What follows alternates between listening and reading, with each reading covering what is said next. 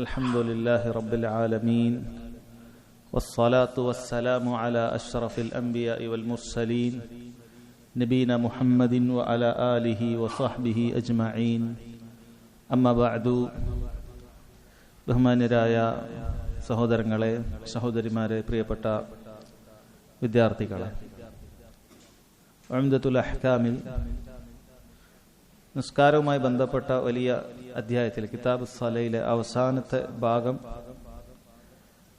ജനായിസുമായി ബന്ധപ്പെട്ട വിഷയങ്ങളാണ്. മയ്യിത്തുമായി ബന്ധപ്പെട്ട് നമ്മൾ പാലിക്കേണ്ട വിഷയങ്ങളെക്കുറിച്ചാണ് നമ്മൾ പറഞ്ഞു വരുന്നത്. അടുത്തതായുള്ള ഹദീസ് വഅൻഹ ഖാലത്ത് എന്നാണ് അദ്ദേഹം ആരംഭിച്ചത്. വഅൻഹ ഖാലത്ത്, അവരിൽ നിന്ന് തന്നെ ഉദ്ധരിക്കപ്പെടുന്നു എന്നുള്ളത്. അഥവാ ആയിഷ റളിയല്ലാഹു അൻഹയാണ് കഴിഞ്ഞ ഹദീസ്. നമ്മൾ കഴിഞ്ഞ ക്ലാസ്സിൽ നബി സല്ലല്ലാഹു അലൈഹി വസല്ലമയുടെ ഭാര്യമാർ കൂടിയിരിക്കുകയും അങ്ങനെ ഉമ്മു സലമയും ഉമ്മു ഹബീബയും റളിയല്ലാഹു അൻഹുമ അവർ ഹബശയിൽ വെച്ച് കണ്ട മാരിയ എന്ന പേരുള്ള ഒരു കനീസയെ, ഒരു ചർച്ച്, അവിടെ കണ്ട കൊത്തുപണികളും അലങ്കാരങ്ങളും ഒക്കെ വിശദീകരിക്കുകയാണ്. നബി സല്ലല്ലാഹു അലൈഹി വസല്ലം അപ്പോൾ പ്രതികരിച്ചത്, ഉലൈക ഇദാ മാത ഫീഹിം റജുലു സാലിഹ് ബനൗ അലാ ഖബ്രിഹി മസ്ജിദ. അക്കൂട്ടർ, അവരുടെ കൂട്ടത്തിൽ സാലിഹായ ഒരു മനുഷ്യൻ മരണപ്പെട്ടാൽ അയാളുടെ ഖബറിന് മുകളിൽ മസ്ജിദ് പണിയും. ഖബറിന് മുകളിൽ ഒരു മസ്ജിദ് പണിയും, ആരാധന കേന്ദ്രമാക്കി തീർക്കും. സുമ്മ സവ്വറു ഫീഹി തിൽക സുവർ, പിന്നീട് ആ ചിത്രങ്ങൾ അവർ കൊത്തിയുണ്ടാക്കും. ഉലൈക ശിറാറുൽ ഖൽഖി ഇൻദല്ലാഹ്, അല്ലാഹുവിന്റെ അടുക്കൽ ഏറ്റവും മോശപ്പെട്ട നികൃഷ്ടർ അവർ തന്നെയാണ് എന്ന് നബി സല്ലല്ലാഹു അലൈഹി വസല്ലം പറയുന്നതായിരുന്നു കഴിഞ്ഞ ഹദീസ്. ഇപ്പൊ ഖബറിന്മേൽ കെട്ടിപ്പൊക്കാൻ പാടില്ല, അതിൽ വിലക്കുണ്ട്. അങ്ങനെ അത് അള്ളാഹുവിനെ ആരാധിക്കുന്ന കേന്ദ്രമാക്കി മാറ്റുന്നവർ തന്നെ പടപ്പുകളിൽ ഏറ്റവും നികൃഷ്ടരായ മോശപ്പെട്ട ആളുകളാണ് എന്നാണ് നബി സല്ലല്ലാഹു അലൈഹി വസല്ലം പറഞ്ഞത്. ആരെക്കുറിച്ചാണ് പറഞ്ഞത്? ഒരു ഖബർ, അതിനു മുകളിൽ ഒരു എടുപ്പുണ്ടാക്കി അവിടെ അള്ളാഹുവിനെ ഇബാദത്ത് ചെയ്യുന്ന ആളുകളെ കുറിച്ചിട്ടാണ് ഏറ്റവും മോശപ്പെട്ട ആളുകളാണ് എന്ന് പറഞ്ഞത്. അപ്പൊ ആ ഖബറിൽ വെച്ചിട്ടുള്ള ആളുകളോട് തന്നെ പ്രാർത്ഥിക്കുന്നവരെ കുറിച്ച് എത്ര ഗൗരവത്തിലായിരിക്കും അവിടുന്ന് പറഞ്ഞിട്ടുണ്ടാവുക. എത്ര ഗൗരവമുള്ള വിഷയമാണ്. അതായത് ശിർക്കുമായി ബന്ധപ്പെട്ട വിഷയങ്ങളൊക്കെ വളരെ ഗൗരവത്തിൽ തന്നെയാണ് അവിടുന്ന് ഉണർത്തിയതെന്ന് കാണാൻ സാധിക്കും. വഅൻഹ ഖാലത്ത്, ആയിഷ റളിയല്ലാഹു അൻഹ ഉദ്ധരിക്കുന്ന അടുത്ത ഹദീസാണ് ഇന്നത്തെ ഹദീസ്. ഖാല റസൂലുള്ളാഹി സ്വല്ലല്ലാഹു അലൈഹി വസല്ലം ഫീ മറളിഹി അല്ലദീ ലം യഖുൻ മിൻഹു. നബി സല്ലല്ലാഹു അലൈഹി വസല്ലം മരിക്കുമ്പോൾ ഉണ്ടായിരുന്ന ആ ഒരു രോഗം, ആ രോഗത്തിലാണ് നബി സല്ലല്ലാഹു അലൈഹി വസല്ലം ഇത് പറയുന്നത് എന്നാണ് പറയുന്നത്. ഇത്തരം സ്വഹാബികൾ നൽകുന്ന ഇത്തരത്തിലുള്ള വിശദാംശങ്ങൾ ഒരുപാട് ഹുക്കുമിൽ ഒരുപാട് ഉപകരിക്കുന്ന കാര്യങ്ങളാണ്. അതായത് നബി സല്ലല്ലാഹു അലൈഹി വസല്ലം ഈ പറയാൻ പോകുന്ന കാര്യം അത് ദീനിൽ അവസാനത്തെ വിധിയാണ് എന്നത് അറിയിക്കുന്നുണ്ട്. ദീനിൽ അവസാനത്തെ വിധിയാണ്. കാരണം ചിലർ, നമുക്ക് കഴിഞ്ഞ ക്ലാസ്സിൽ പറഞ്ഞിട്ടുള്ളതാണ്, ഇത്തരത്തിലുള്ള ഹദീസൊക്കെ വരുമ്പോൾ പറയും, അത് ആദ്യം ഖബർ സന്ദർശനമൊക്കെ ആദ്യത്തിൽ വിരോധിച്ചിട്ടില്ലേ, പിന്നീട് അത് അനുവദിക്കുകയാണല്ലോ. അതുപോലെ ആദ്യം പറഞ്ഞതാണ് ഇങ്ങനെ ഖബർ കെട്ടിയുയർത്താൻ പാടില്ല എന്നൊക്കെ, കാരണം അന്ന് മുശ്രിക്കുകളൊക്കെ ഉണ്ടായി. പിന്നീട് അത് അനുവദിച്ചിട്ടുണ്ട് എന്നൊക്കെ പറയുന്ന ആളുകളുണ്ട്. അല്ലെങ്കിൽ അവരിൽ ചിലർ പറയും അത് സാധാരണക്കാരെ ഖബറിനെ കുറിച്ചിട്ടാണ് പറഞ്ഞത്, വലിയ വലിയ ആളുകളെ കുറിച്ച്, ഫദ്ലുള്ള ആളുകളെ കുറിച്ചിട്ട് അങ്ങനെയല്ല എന്ന് വെറുതെ പറയും. എന്നാൽ ഈ ഹദീസിലൊക്കെ ഏറ്റവും ശ്രേഷ്ഠരായ ആളുകളുടെ ഖബർ കെട്ടിപ്പൊക്കുന്നതിനെ കുറിച്ച് തന്നെയാണ് വിരോധിച്ചിട്ടുള്ളത്. കഴിഞ്ഞ ഹദീസിൽ സാലിഹ്യങ്ങളെ കുറിച്ച് പറഞ്ഞു. ഇനി ഹദീസിൽ അത് അമ്പിയാക്കളുടെ ഖബറിനെ കുറിച്ച് തന്നെയാണ് പറയുന്നത്. അത് നബി സല്ലല്ലാഹു അലൈഹി വസല്ലം രോഗാവസ്ഥയിൽ ഉണ്ടായിരുന്നത്, അവിടുന്ന് അവസാനം ഉണ്ടായിരുന്ന, മരണത്തിന് തൊട്ട് മുമ്പ് ഉണ്ടായിരുന്ന ആ രോഗശയ്യയിൽ വെച്ചു പറഞ്ഞ കാര്യമാണെന്ത്? ലഅനല്ലാഹുൽ യഹൂദ വൻ നസാറ, അല്ലാഹു സുബ്ഹാനഹു വ തആല യഹൂദ നസ്രാണികളെ ശപിക്കട്ടെ. ഇത്തഖദു ഖുബൂറ അംബിയാഇഹിം മസാജിദ്, അവരവരുടെ അമ്പിയാക്കളുടെ ഖബറുകളെ ആരാധന കേന്ദ്രമാക്കി തീർത്തു. അത് അങ്ങനെ ആരാധന കേന്ദ്രമാക്കി അവർ സ്വീകരിച്ചു എന്നാണ് പറഞ്ഞത്. ഖാലത്ത്, ആയിഷ റളിയല്ലാഹു അൻഹ പറയുകയാണ്, വലൗലാ ദാലിക്, അങ്ങനെ ഒരു പ്രശ്നമില്ലായിരുന്നെങ്കിൽ ലഉബ്രിസ ഖബ്റുഹു, നബി സല്ലല്ലാഹു അലൈഹി വസല്ലമയുടെ ഖബർ അതൊരു തുറസായ പ്രദേശത്ത് വെക്കുമായിരുന്നു. ഗൈറ അന്നഹു ഖുശിയ അൻ യുത്തഖദ മസ്ജിദ, അത് ഒരു ആരാധന കേന്ദ്രമാക്കി പിന്നീട്, അല്ലെ സ്വഹാബികൾ എന്തായാലും അങ്ങനെ ചെയ്യുകയില്ല, ഇത് ഉറപ്പുള്ള കാര്യമാണ്. പക്ഷെ പിന്നീട് അങ്ങനെ ഒരു ആരാധന കേന്ദ്രമാക്കി മാറ്റുമോ എന്നുള്ള ഭയപ്പാട് കാരണത്താലാണ് അങ്ങനെ ചെയ്തത് എന്ന് ആയിഷ റളിയല്ലാഹു അൻഹ പറയുകയാണ്. എന്താണ് സഹോദരങ്ങൾ ഈ ഹദീസിലുള്ളത്? നബി സല്ലല്ലാഹു അലൈഹി വസല്ലം ശാപവാക്ക് പറയുകയാണ്. ലഅനല്ലാഹു അൽ യഹൂദ വൻ നസാറ, യഹൂദ നസ്രാണികളെ അല്ലാഹു സുബ്ഹാനഹു വ തആല ശപിക്കട്ടെ എന്നാണ്. എന്തുകൊണ്ടാണ് അവിടുന്ന് അത്രയും കടുത്ത രൂപത്തിൽ ശാപവാക്കുകൾ ഇവരെ കുറിച്ച് പറഞ്ഞിട്ടുള്ളത്? കാരണം ശാപം എന്ന് പറഞ്ഞാൽ അത് കാരുണ്യത്തിൽ നിന്നും അകറ്റട്ടെ എന്നാണ്. അള്ളാഹുവിന്റെ ഒരു കാരുണ്യവും അവർക്ക് ദുനിയാവിലോ ആഖിറത്തിലോ ലഭിക്കരുത്. അള്ളാഹുവിൽ നിന്നുള്ളൊരു കാരുണ്യം അവർക്ക് ലഭിക്കരുത്. നബി സല്ലല്ലാഹു അലൈഹി വസല്ലം അങ്ങനെ ഒരാളെ പ്രാർത്ഥിച്ചിട്ടുണ്ട് എങ്കിൽ, ശർഈയായ ഒരു വിഷയത്തിൽ ഇങ്ങനെ പറഞ്ഞിട്ടുണ്ട് എങ്കിൽ അത് സംഭവിക്കുന്നതാണ്. അള്ളാഹുവിനോട് പ്രാർത്ഥിക്കുന്ന കാര്യമാണ് എന്ന് മനസ്സിലാക്കുക. എന്നാൽ അതല്ലാത്ത രൂപത്തിലൊക്കെ പല സന്ദർഭത്തിൽ നബി സല്ലല്ലാഹു അലൈഹി വസല്ലം ചില സ്വഹാബികളെ തന്നെ ചില വിഷയങ്ങളിലൊക്കെ താക്കീത് ചെയ്ത് ചീത്ത പറയുന്ന സന്ദർഭങ്ങളുണ്ട്. അങ്ങനെ ചീത്ത പറഞ്ഞിട്ടുണ്ട്. അപ്പൊ അങ്ങനെ ചീത്ത പറഞ്ഞതിനെ കുറിച്ച് നബി സല്ലല്ലാഹു അലൈഹി വസല്ലം അത് പിന്നീട് അല്ലാഹു തആലയോട് പ്രാർത്ഥിക്കുകയാണ്. അല്ലാഹുമ്മ ഇന്നമാ അന ബശർ, അല്ലാഹുവേ ഞാനൊരു മനുഷ്യനാണ്. ഫഅയ്യുൽ മുസ്ലിമീന ലഅൻതുഹു ഔ സബബ്തുഹു, ഞാൻ ഏതെങ്കിലും ഒരു മനുഷ്യനെ, ഒരു മുസ്ലിമിനെ ഞാൻ ശപിച്ചിട്ടുണ്ടെങ്കിൽ അല്ലെങ്കിൽ ചീത്ത പറഞ്ഞിട്ടുണ്ടെങ്കിൽ ഫജ്അൽഹു ലഹു സകാതൻ വ അജ്റാ, അല്ലാഹു നീ അത് അവന് പാപങ്ങൾക്കുള്ള പരിശുദ്ധിയും അതുപോലെ തന്നെ അവന് പ്രതിഫലവുമാക്കി തീർക്കണമേ എന്ന് നബി സല്ലല്ലാഹു അലൈഹി വസല്ലം പ്രാർത്ഥിച്ചിട്ടുണ്ട്. ഈ ഹദീസിൽ നബി സല്ലല്ലാഹു അലൈഹി വസല്ലം ഞാൻ ആരെങ്കിലും ശപിച്ചിട്ടുണ്ടെങ്കിൽ എന്ന് പറയുന്നത് പണ്ഡിതന്മാർ പറഞ്ഞത് അത് നബി സല്ലല്ലാഹു അലൈഹി വസല്ലം പറഞ്ഞ ചില അവരെ ശകാരിച്ച വാക്കുകൾ മാത്രമാണ്. അല്ലാതെ ലഅനക്, അല്ലാഹു നിന്നെ ശപിക്കട്ടെ എന്നതുപോലെയുള്ള നബി സല്ലല്ലാഹു അലൈഹി വസല്ലം ഒരാളെ കുറിച്ചും പറഞ്ഞിട്ടില്ല, അങ്ങനെ പറഞ്ഞിട്ടില്ല. എന്നാൽ ചില സമയത്ത് ചില ആളുകളോടൊക്കെ തരിബത് യദാക്, നിന്റെ കൈകൾ മണ്ണോട് ചേരട്ടെ, അതായത് ചില വാക്കുകൾ പറയും. സഖിലത്ക ഉമ്മുക യാ മുആദ്, മുആദ് നിന്റെ ഉമ്മയെ നിനക്ക് നഷ്ടപ്പെടട്ടെ, എല്ലാ രൂപത്തിലുള്ള വാക്കുകൾ അത് പണ്ഡിതന്മാർ പറയാറുള്ളത്. ഒന്നാമത് ആ വാക്കുകൊണ്ട് അതിൽ പറയുന്ന ദുആ ഉദ്ദേശിക്കപ്പെടാറില്ല, എന്നാലും അങ്ങനെ ശകാരിച്ച വാക്ക് പറഞ്ഞിട്ടുണ്ട്. അപ്പൊ അങ്ങനെ ശകാരിക്കപ്പെട്ട സഹാബികൾക്ക് പോലും നബി സല്ലല്ലാഹു അലൈഹി വസല്ലമയോട് ആരൊക്കെ ശകാരിക്കപ്പെട്ടിട്ടുണ്ട് അവർക്കൊക്കെ പ്രാർത്ഥന ലഭിക്കുകയാണ്. അല്ലാഹു തആല അവർക്ക് കാരുണ്യം ചൊരിയാനും അവർക്ക് പ്രതിഫലം നൽകാനുമായി നബി സല്ലല്ലാഹു അലൈഹി വസല്ലം പ്രാർത്ഥിച്ചിട്ടുണ്ട്.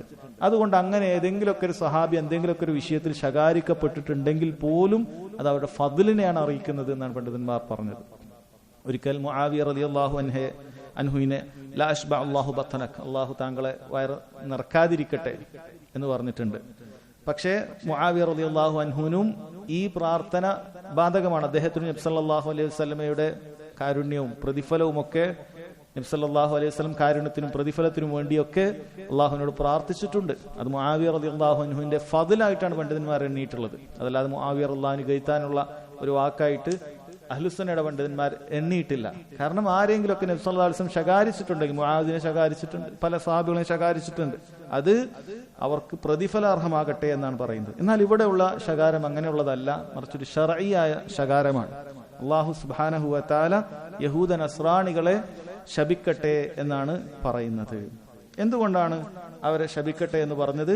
ഇത്തഖദു ഖുബൂറ അംബിയാഇഹിം മസാജിദ്, ഒരു കാരണം ഇവിടെ പറയുകയാണ്. അവരവരുടെ അമ്പിയാക്കളുടെ ഖബറുകളെ ആരാധന കേന്ദ്രമാക്കി തീർത്തു എന്നാണ് പറയുന്നത്. അള്ളാഹുവിനെ ആരാധിക്കുന്ന കേന്ദ്രമാക്കി അവർ തീർത്തു. കഴിഞ്ഞുപോയ ശരീഅത്തിലുള്ള ആളുകളാണ് യഹൂദികൾ. യഹൂദികൾ എന്ന് പറഞ്ഞാൽ അത്വാ മൂസ അലൈഹി സ്വലാത്തു വസ്സലാമയാണ്. മൂസ അലൈഹി സ്വലാത്തു വസ്സലാമയുടെ പിൻഗാമികളാണ് യഹൂദികൾ എന്ന് പറയുന്നത്. യഹൂദ് എന്ന് പറയുന്ന വാക്ക് പല അഭിപ്രായങ്ങളുണ്ട്. യക്കൂബ് അലൈഹി സ്വലാത്തു വസ്സലാമയുടെ മൂത്ത മകന്റെ പേരാണ് എന്നൊരു അഭിപ്രായം കാണാം. അതുപോലെ തന്നെ അവർ കാളയെ ആരാധിച്ചതിൽ നിന്നും തൗബ ചെയ്തു എന്ന അർത്ഥത്തിലാണ് ഹാദ യഹൂദ് എന്ന അർത്ഥത്തിൽ അങ്ങനെ വിളിക്കപ്പെട്ടതാണ് എന്നൊക്കെ അവരെ കുറിച്ച് പറയപ്പെട്ടത് കാണാൻ സാധിക്കും. എന്തായാലും യഹൂദികൾ അവരന്ന് അവരുടെ ഏതെങ്കിലുമൊക്കെ അമ്പിയാക്കൾ മരിച്ചു കഴിഞ്ഞാൽ, അവർക്ക് ഒരുപാട് അമ്പിയാക്കൾ ഇറങ്ങിയിട്ടുണ്ട്. യഹൂദികളുടെ നബി എന്ന് പറയുന്നത് മൂസ അലൈഹി സ്വലാത്തു വസ്സലാം മാത്രമല്ല. മൂസ അലൈഹി സ്വലാത്തു വസ്സലാം നിലനിൽക്കുമ്പോൾ തന്നെ വേറെ ഹാറൂൻ അലൈഹി സ്വലാത്തു വസ്സലാം അവിടെ ഉണ്ട്. അതുപോലെ പല നബിമാരും ഉണ്ട്. അവസാനത്തെ നബിയായ മുഹമ്മദ് സല്ലല്ലാഹു അലൈഹി വസല്ലമയുടെ ഒരു പ്രത്യേകത മാത്രമായിരുന്നു, അവിടുന്ന് നബിയായിരിക്കുമ്പോൾ ലോകത്ത് മറ്റൊരു നബിയുമില്ല. എന്നാൽ കഴിഞ്ഞുപോയ അമ്പിയാക്കളൊക്കെ ഒരു നാട്ടിൽ ഒരു നബി ഉണ്ടാകുമ്പോൾ മറ്റു നാട്ടിൽ വേറെ നബി ഉണ്ടാകും, അതല്ലെങ്കിൽ അതേ നാട്ടിൽ തന്നെ നബിമാരുണ്ടാകും. അങ്ങനെ ഒരുപാട് നബിമാർ യഹൂദികൾക്ക് കടന്നുപോയിട്ടുണ്ട്. അവർ അമ്പിയാക്കളോട് വളരെ മോശമായിട്ടാണ് പെരുമാറിയത്. അമ്പിയാക്കൾ ചിലർ അവർ കൊന്നിട്ടുണ്ടായിരുന്നു. അതുപോലെ തന്നെ അമ്പിയാക്കളെയും അവരെയും അതുപോലെ തന്നെ ബഹുമാനിക്കപ്പെടുന്നു എന്ന് പറഞ്ഞിട്ട് അവരുടെ ഖബറുകളെ ആരാധന കേന്ദ്രങ്ങളാക്കി തീർത്തിരുന്നു എന്ന് കാണാൻ സാധിക്കും. മസാജിദ് എന്ന് പറഞ്ഞാൽ രണ്ട് അർത്ഥത്തിൽ ഉപയോഗിക്കും. ഒന്ന് മൗദിഉ സുജൂദ്, സുജൂദ് ചെയ്യുന്ന സ്ഥലത്തിന് മസ്ജിദ് എന്ന് പറയും. ഇപ്പൊ നമ്മളിവിടെ സുജൂദ് ചെയ്യുന്ന ഈ ഒരൊറ്റ ഭാഗത്തിന് മസ്ജിദ് എന്ന് പറയും. അതുപോലെ ഈ മുഴുവൻ ആരാധിക്കപ്പെടുന്ന ഈ മുഴുവൻ ഭാഗത്തിനെയും മസ്ജിദ് എന്ന് പറയും. രണ്ടായാലും അങ്ങനെ തന്നെയാണ്. ഖബറിങ്കിൽ പോയി സുജൂദ് ചെയ്യാനും പാടില്ല, അവിടെ പോയി അള്ളാഹുവിനുള്ള മറ്റ് ഇബാദത്തുകളും ചെയ്യാൻ പാടില്ല. കാരണം സുജൂദ് ചെയ്യുന്നത് മാത്രമല്ല വിലക്കപ്പെടുന്നത് എന്ന് മനസ്സിലാക്കുക. ഖബറിന്റെ അടുക്കൽ പോയി എന്ത് ഇബാദത്ത്, അതായത് അതിന്റെ അടുക്കൽ പ്രത്യേകം പ്രതിഫലം പ്രതീക്ഷിച്ച അള്ളാഹുവിനുള്ള ഇബാദത്തുകളെല്ലാം വിലക്കപ്പെട്ടതാണ്. അങ്ങനെ ഖബറിന്റെ അടുക്കൽ പോയി പ്രത്യേകമായ ഇബാദത്തുകൾ അങ്ങനെ ദീനിലില്ല എന്ന കാര്യം മനസ്സിലാക്കുക. നബി സല്ലല്ലാഹു അലൈഹി വസല്ലം പല സ്ഥലങ്ങളിൽ നിസ്കരിക്കാൻ പാടില്ല എന്ന് പറഞ്ഞിട്ടുണ്ട്. നജസിൽ ഉള്ളിടത്ത് നിസ്കരിക്കാൻ പാടില്ല, ഒട്ടകത്തിന്റെ തൊഴുത്തിൽ നിസ്കരിക്കാൻ പാടില്ല, അതൊക്കെ അതിന്റെ അകത്ത് പാടില്ല എന്നാണ് പറഞ്ഞിട്ടുള്ളത്. എന്നാൽ ഏതെങ്കിലും ഒരു വസ്തുവിലേക്ക് തിരിഞ്ഞ് നിസ്കരിക്കാൻ പാടില്ല എന്ന് പറഞ്ഞിട്ടുണ്ടെങ്കിൽ അത് ഖബറിലേക്ക് മാത്രമാണ്. ഇപ്പൊ നജസുള്ള ഒരു വസ്തുവിന്റെ അടുക്കലേക്ക് തിരിഞ്ഞ് നിസ്കരിക്കാം, ഒരു തെറ്റുമില്ല. അപ്പൊ ഒരു ബാത്റൂം അവിടെ ഉണ്ട്, അപ്പൊ അതിന്റെ പുറത്ത് നിന്നിട്ട് ആ ബാത്റൂമിലേക്ക് ഒരാൾ തിരിഞ്ഞ് നിസ്കരിച്ചാൽ ടോയ്ലറ്റിലേക്ക് തിരിഞ്ഞ് നിസ്കാരം ശരിയാകും, കുഴപ്പമില്ല. കാരണം ബാത്റൂം പുറത്താണ്, നമ്മൾ അതിനെ നേരെ തിരിയുന്നത്. പക്ഷെ ഖബറുണ്ടെങ്കിൽ അതിലേക്ക് തിരിഞ്ഞു നിസ്കരിക്കുന്നത് പോലും നബി സല്ലല്ലാഹു അലൈഹി വസല്ലം വിലക്കിയിട്ടുണ്ട്. കാരണം അത് ഷിർക്കിലേക്ക് എത്തുന്ന കാര്യമാണ്. അതുകൊണ്ട് അതുമായി ബന്ധപ്പെട്ട് ശക്തമായ വിലക്ക് വന്നിരിക്കുന്നത് അതുകൊണ്ടാണ്. കാരണം ഷിർക്കിലേക്ക് എത്തും. ആദ്യം ഖബറിന്റെ അടുക്കൽ നിന്നിട്ട് അള്ളാഹുവിനോട് ഇബാദത്ത് ചെയ്യലായിരിക്കും ആദ്യം ഉണ്ടാവുക. തുടക്കത്തിൽ അങ്ങനെയാണ്, അള്ളാഹു താലയോട് ഇബാദത്ത് ചെയ്യും. കാരണം എന്താ പറയാ, ആ ഖബറിന്റെ അടുക്കൽ പോയാൽ എനിക്ക് നല്ലൊരു ഉന്മേഷം കിട്ടും, നല്ലൊരു ഖുശൂ കിട്ടും. പ്രത്യേകിച്ചും ഖബറിലെ വ്യക്തി ഒരു സാലിഹായ മനുഷ്യനാണ്. അപ്പൊ അയാളുടെ ഖബറിന്റെ അടുക്കൽ പോകുമ്പോൾ നമുക്കൊരു ഉന്മേഷം കിട്ടും. ഇങ്ങനെയുള്ള വസ്വാസുകളാണ് പിശാച് ആദ്യം ഇട്ട് കൊടുക്കുക. പിന്നീട് അടുത്ത തലമുറകൾ പറയും, ഇതായി ഖബറിന്റെ അടുക്കലൊക്കെ ആൾക്കാർ വന്ന് വെറുതെ അല്ല, അദ്ദേഹത്തോട് ചോദിച്ചാൽ നമ്മളെ കാര്യം അള്ളാഹു പെട്ടെന്ന് ചെയ്തു തരും. അങ്ങനെയാണ് ഘട്ടങ്ങളായി ഖബറിലെ ആളുകളോട് പ്രാർത്ഥിക്കുകയും സഹായം തേടുകയൊക്കെ ചെയ്യുന്നത്. ആദ്യഘട്ടത്തിൽ അവരൊന്ന് ബഹുമാനിക്കലാണ്, അല്ലെ? നമ്മൾ സാധാരണക്കാരായ മുഅ്മിനീങ്ങളുടെ ഒപ്പം ഒന്നും ഇത് വെക്കാൻ പാടില്ല, അദ്ദേഹത്തെ അനാദരവായി പോകും എന്ന രൂപത്തിലൊക്കെ തന്നെയാണ് എല്ലാ കാലഘട്ടങ്ങളിലും ഷിർക്ക് വന്നിട്ടുള്ളത് എന്ന് കാണാൻ സാധിക്കും. അതുകൊണ്ട് വിലക്കിയത് അത് ഷിർക്കിലേക്ക് എത്തുന്നത് കൊണ്ട് തന്നെയാണ്. എന്നിട്ട് ആയിഷ റളിയല്ലാഹു അൻഹ പറയുകയാണ്, വലൗലാ ദാലിക് ലഉബ്രിസ ഖബ്റുഹു, അങ്ങനെ ഇല്ലായിരുന്നെങ്കിൽ, അങ്ങനെ ഒരു പ്രശ്നം ഇല്ലായിരുന്നെങ്കിൽ നബി സല്ലല്ലാഹു അലൈഹി വസല്ലമയുടെ ഖബർ അത് വെളിവാകുന്ന സ്ഥലത്ത് തന്നെ വെക്കുമായിരുന്നു എന്നാണ്. നബി സല്ലല്ലാഹു അലൈഹി വസല്ലമയുടെ ഖബർ നമുക്കറിയാം. നബി സല്ലല്ലാഹു അലൈഹി വസല്ലമയുടെ ഖബർ അത് ആയിഷ റളിയല്ലാഹു അൻഹയുടെ വീട്ടിലായിരുന്നു, ഹുജ്റത്തു ആയിഷ റളിയല്ലാഹു അൻഹ. അവിടെയാണ് നബി സല്ലല്ലാഹു അലൈഹി വസല്ലമയുടെ ഖബറായി നിശ്ചയിച്ചത്. അപ്പൊ നബി സല്ലല്ലാഹു അലൈഹി വസല്ലം വഫാത്താകുന്ന സമയത്ത് സഹാബികളിൽ പലർക്കും അഭിപ്രായ വ്യത്യാസം ഉണ്ടായി, എവിടെയാണ് മറമാടുക. ആർക്കും ഒരു അഭിപ്രായം കിട്ടുന്നില്ല. എല്ലാവരും മരണപ്പെട്ട വെപ്രാളത്തിലും പ്രയാസത്തിലൊക്കെയാണ്, ആർക്കും ഒരു ഉത്തരം കിട്ടുന്നില്ല. അങ്ങനെ അവസാനം നബി സല്ലല്ലാഹു അലൈഹി വസല്ലം പറഞ്ഞത് ഹദീസ്, ഏതൊരു നബിയും ആ നബി എവിടെയാണോ എവിടെയാണോ മറമാടപ്പെടുക അവിടെയാണ് മരിക്കുക എന്ന ഹദീസുണ്ട്. ആ ഹദീസിന്റെ അടിസ്ഥാനത്തിലും കൂടിയാണ് ആ സ്ഥലത്ത് തന്നെ, അതായത് മരിച്ച സ്ഥലത്ത് തന്നെ, ആയിഷ റളിയല്ലാഹു വീട്ടിലാണ് മരിച്ചത്, അവിടെ തന്നെ മറമാടിയത്. അതുപോലെ മറ്റൊരു കാരണമാണ് ആയിഷ റളിയല്ലാഹു അൻഹ ഇവിടെ പറയുന്നത്, ഖബറെങ്ങാനും ആളുകൾക്ക് കാണാൻ പറ്റുന്ന, കയറിയിറങ്ങാൻ പറ്റുന്ന ഒരു സ്ഥലത്താണ് എങ്കിൽ എന്ത് സംഭവിക്കും, അവിടെ മസ്ജിദാക്കാൻ, ആരാധന കേന്ദ്രമാക്കാൻ സാധ്യതയുണ്ട് എന്ന് ആയിഷ റളിയല്ലാഹു അൻഹ പറയുകയാണ്. അപ്പൊ ആളുകൾ ലഉബ്രിദ ദാലിക് എന്ന് പറഞ്ഞു കഴിഞ്ഞാൽ അതുകൊണ്ട് ഉദ്ദേശിക്കുന്ന അങ്ങനെ ആളുകൾക്കൊക്കെ കയറാനും ഇറങ്ങാനും ഒക്കെ പറ്റുന്ന, എപ്പോഴും നോക്കി കാണാൻ പറ്റുന്ന രൂപത്തിൽ നോക്കൂ. അല്ലാഹു സുബ്ഹാനഹു വ തആല നബി സല്ലല്ലാഹു അലൈഹി വസല്ലമയുടെ ഖബറിനെ അങ്ങനെ ആക്കിയില്ല. എന്ത് വലിയ അത്ഭുതമാണ്. 1400 വർഷമായിട്ട് നബി സല്ലല്ലാഹു അലൈഹി വസല്ലമയുടെ ഖബർ അള്ളാഹു താല ആ രൂപത്തിൽ അവിടെ സംരക്ഷിച്ചിരിക്കുകയാണ്. പണ്ഡിതന്മാർ പറയുന്നു, ആദ്യഘട്ടത്തിലുള്ള അള്ളാഹുവിന്റെ സംരക്ഷണം എന്ന് പറയുന്നത് ഒന്നാമത് ആയിഷ റളിയല്ലാഹു അൻഹയുടെ വീടാണ്. അതുകൊണ്ട് തന്നെ മറ്റാരും അവിടെ പ്രവേശിക്കുകയില്ല. ആയിഷ റളിയല്ലാഹു അൻഹ അവിടെ ഉണ്ട്. അതുകൊണ്ട് തന്നെ മറ്റു സഹാബികളിൽ ആരും അവിടെ പ്രവേശിക്കാറ് തന്നെ ഇല്ല. ആയിഷ റളിയല്ലാഹു അൻഹ തന്നെ അവരുടെ വീടിന്റെ ഒരു ഭാഗം, ഈ ഖബറുള്ള ഭാഗം, അവിടെ ഒരു കർട്ടൻ ഇട്ട് മാറ്റിയിട്ട് ഇപ്പുറത്തുനിന്നാണ് ആയിഷ റളിയല്ലാഹു അൻഹ അതൊരു മറയാക്കി അത് മാറ്റി വെച്ചിട്ടാണ് ഇപ്പുറത്താണ് ആയിഷ റളിയല്ലാഹു അൻഹ ജീവിക്കുന്നത്. അപ്പോൾ ഒന്ന് ആയിഷ റളിയല്ലാഹു അൻഹ ഉള്ളത് കൊണ്ട് തന്നെ അവിടെ ഒരാൾക്കും കയറാൻ സാധിച്ചിട്ടില്ല. പിന്നീട് കുറെ കാലങ്ങൾക്ക് ശേഷം അത് പൂർണ്ണമായി അടച്ചു പൂട്ടി, ഹുജറ പൂർണ്ണമായി അടച്ചുപൂട്ടി. പിന്നീട് പല കാലങ്ങളിൽ എന്ത് ചെയ്തിട്ടുണ്ട്, അത് മസ്ജിദ് വിശാലമാക്കുന്ന സമയത്ത് അതിന് ചുറ്റും 3 മതിലുകൾ ഉണ്ടാക്കുകയും അവസാനത്തേത് ഇരുമ്പ് കൊണ്ട് ഉണ്ടാക്കുകയും അങ്ങനെ ആ രൂപത്തിൽ ഒരാൾക്കും അവിടെ പ്രവേശിക്കാൻ സാധിക്കാത്ത രൂപത്തിലാണ് നബി സല്ലല്ലാഹു അലൈഹി വസല്ലം ഖബർ. ഒരാൾക്ക് പോയി ഒന്ന് കണ്ട് ആ ഖബർ ഇങ്ങനെയാണ് എന്ന് പറയാനൊന്നും സാധിക്കുകയില്ല. അതുകൊണ്ടാണ് ചരിത്രകാരന്മാർ നബി സല്ലല്ലാഹു അലൈഹി വസല്ലമയുടെ ഖബറിന്റെ രൂപം എങ്ങനെയാണ് എന്ന് അവർക്ക് പല അഭിപ്രായങ്ങളാണ്. കാരണം ആരും കണ്ട ഒരാൾ പറയണ്ടേ, സഹാബികൾ ആരെങ്കിലും ഒക്കെ പറയണ്ടേ ഇങ്ങനെ ആയിരുന്നു അങ്ങനെ ആയിരുന്നു, അങ്ങനെ എങ്ങനെയാണ് എന്നുള്ളത്, അതായത് അതിന്റെ രൂപം എവിടെ കിടക്കുന്നു, അതിന്റെ പൊസിഷൻ, ഇത് വളരെ അഭിപ്രായ വ്യത്യാസമാണ്. ഉമർ അബൂബക്കറിന്റെ ഖബർ എവിടെയാണ്, ഉമറിന്റെ ഖബർ എവിടെയാണ്, പല അഭിപ്രായങ്ങളും കാണാൻ പറ്റും. ഒന്ന് കുറച്ച് താണിട്ടാണ്, ഒന്ന് അപ്പുറത്തേക്കാണ്. പിന്നെ പല രൂപത്തിലും അവർ അഭിപ്രായം പറഞ്ഞത് ആരും അത് കാണാറില്ലായിരുന്നു എന്നുള്ളതാണ്. അതായത് സഹാബികൾ ആരും തന്നെ നബി സല്ലല്ലാഹു അലൈഹി വസല്ലമയുടെ ഖബറിന് അരികിൽ ചെന്ന് ഒന്നും ചെയ്യാറില്ല. കാരണം നബി സല്ലല്ലാഹു അലൈഹി വസല്ലം സ്വലാത്ത് ചൊല്ലാൻ പറഞ്ഞ ഹദീസിൽ എന്താണ് പറഞ്ഞിട്ടുള്ളത്? അല്ലാഹു സുബ്ഹാനഹു വ തആലക്ക് ചില മലക്കുകളുണ്ട്, നിങ്ങൾ എവിടെ വെച്ച് സ്വലാത്ത് ചൊല്ലിയാലും ആ മലക്കുകൾ അവിടെ എത്തിക്കുന്നതാണ്.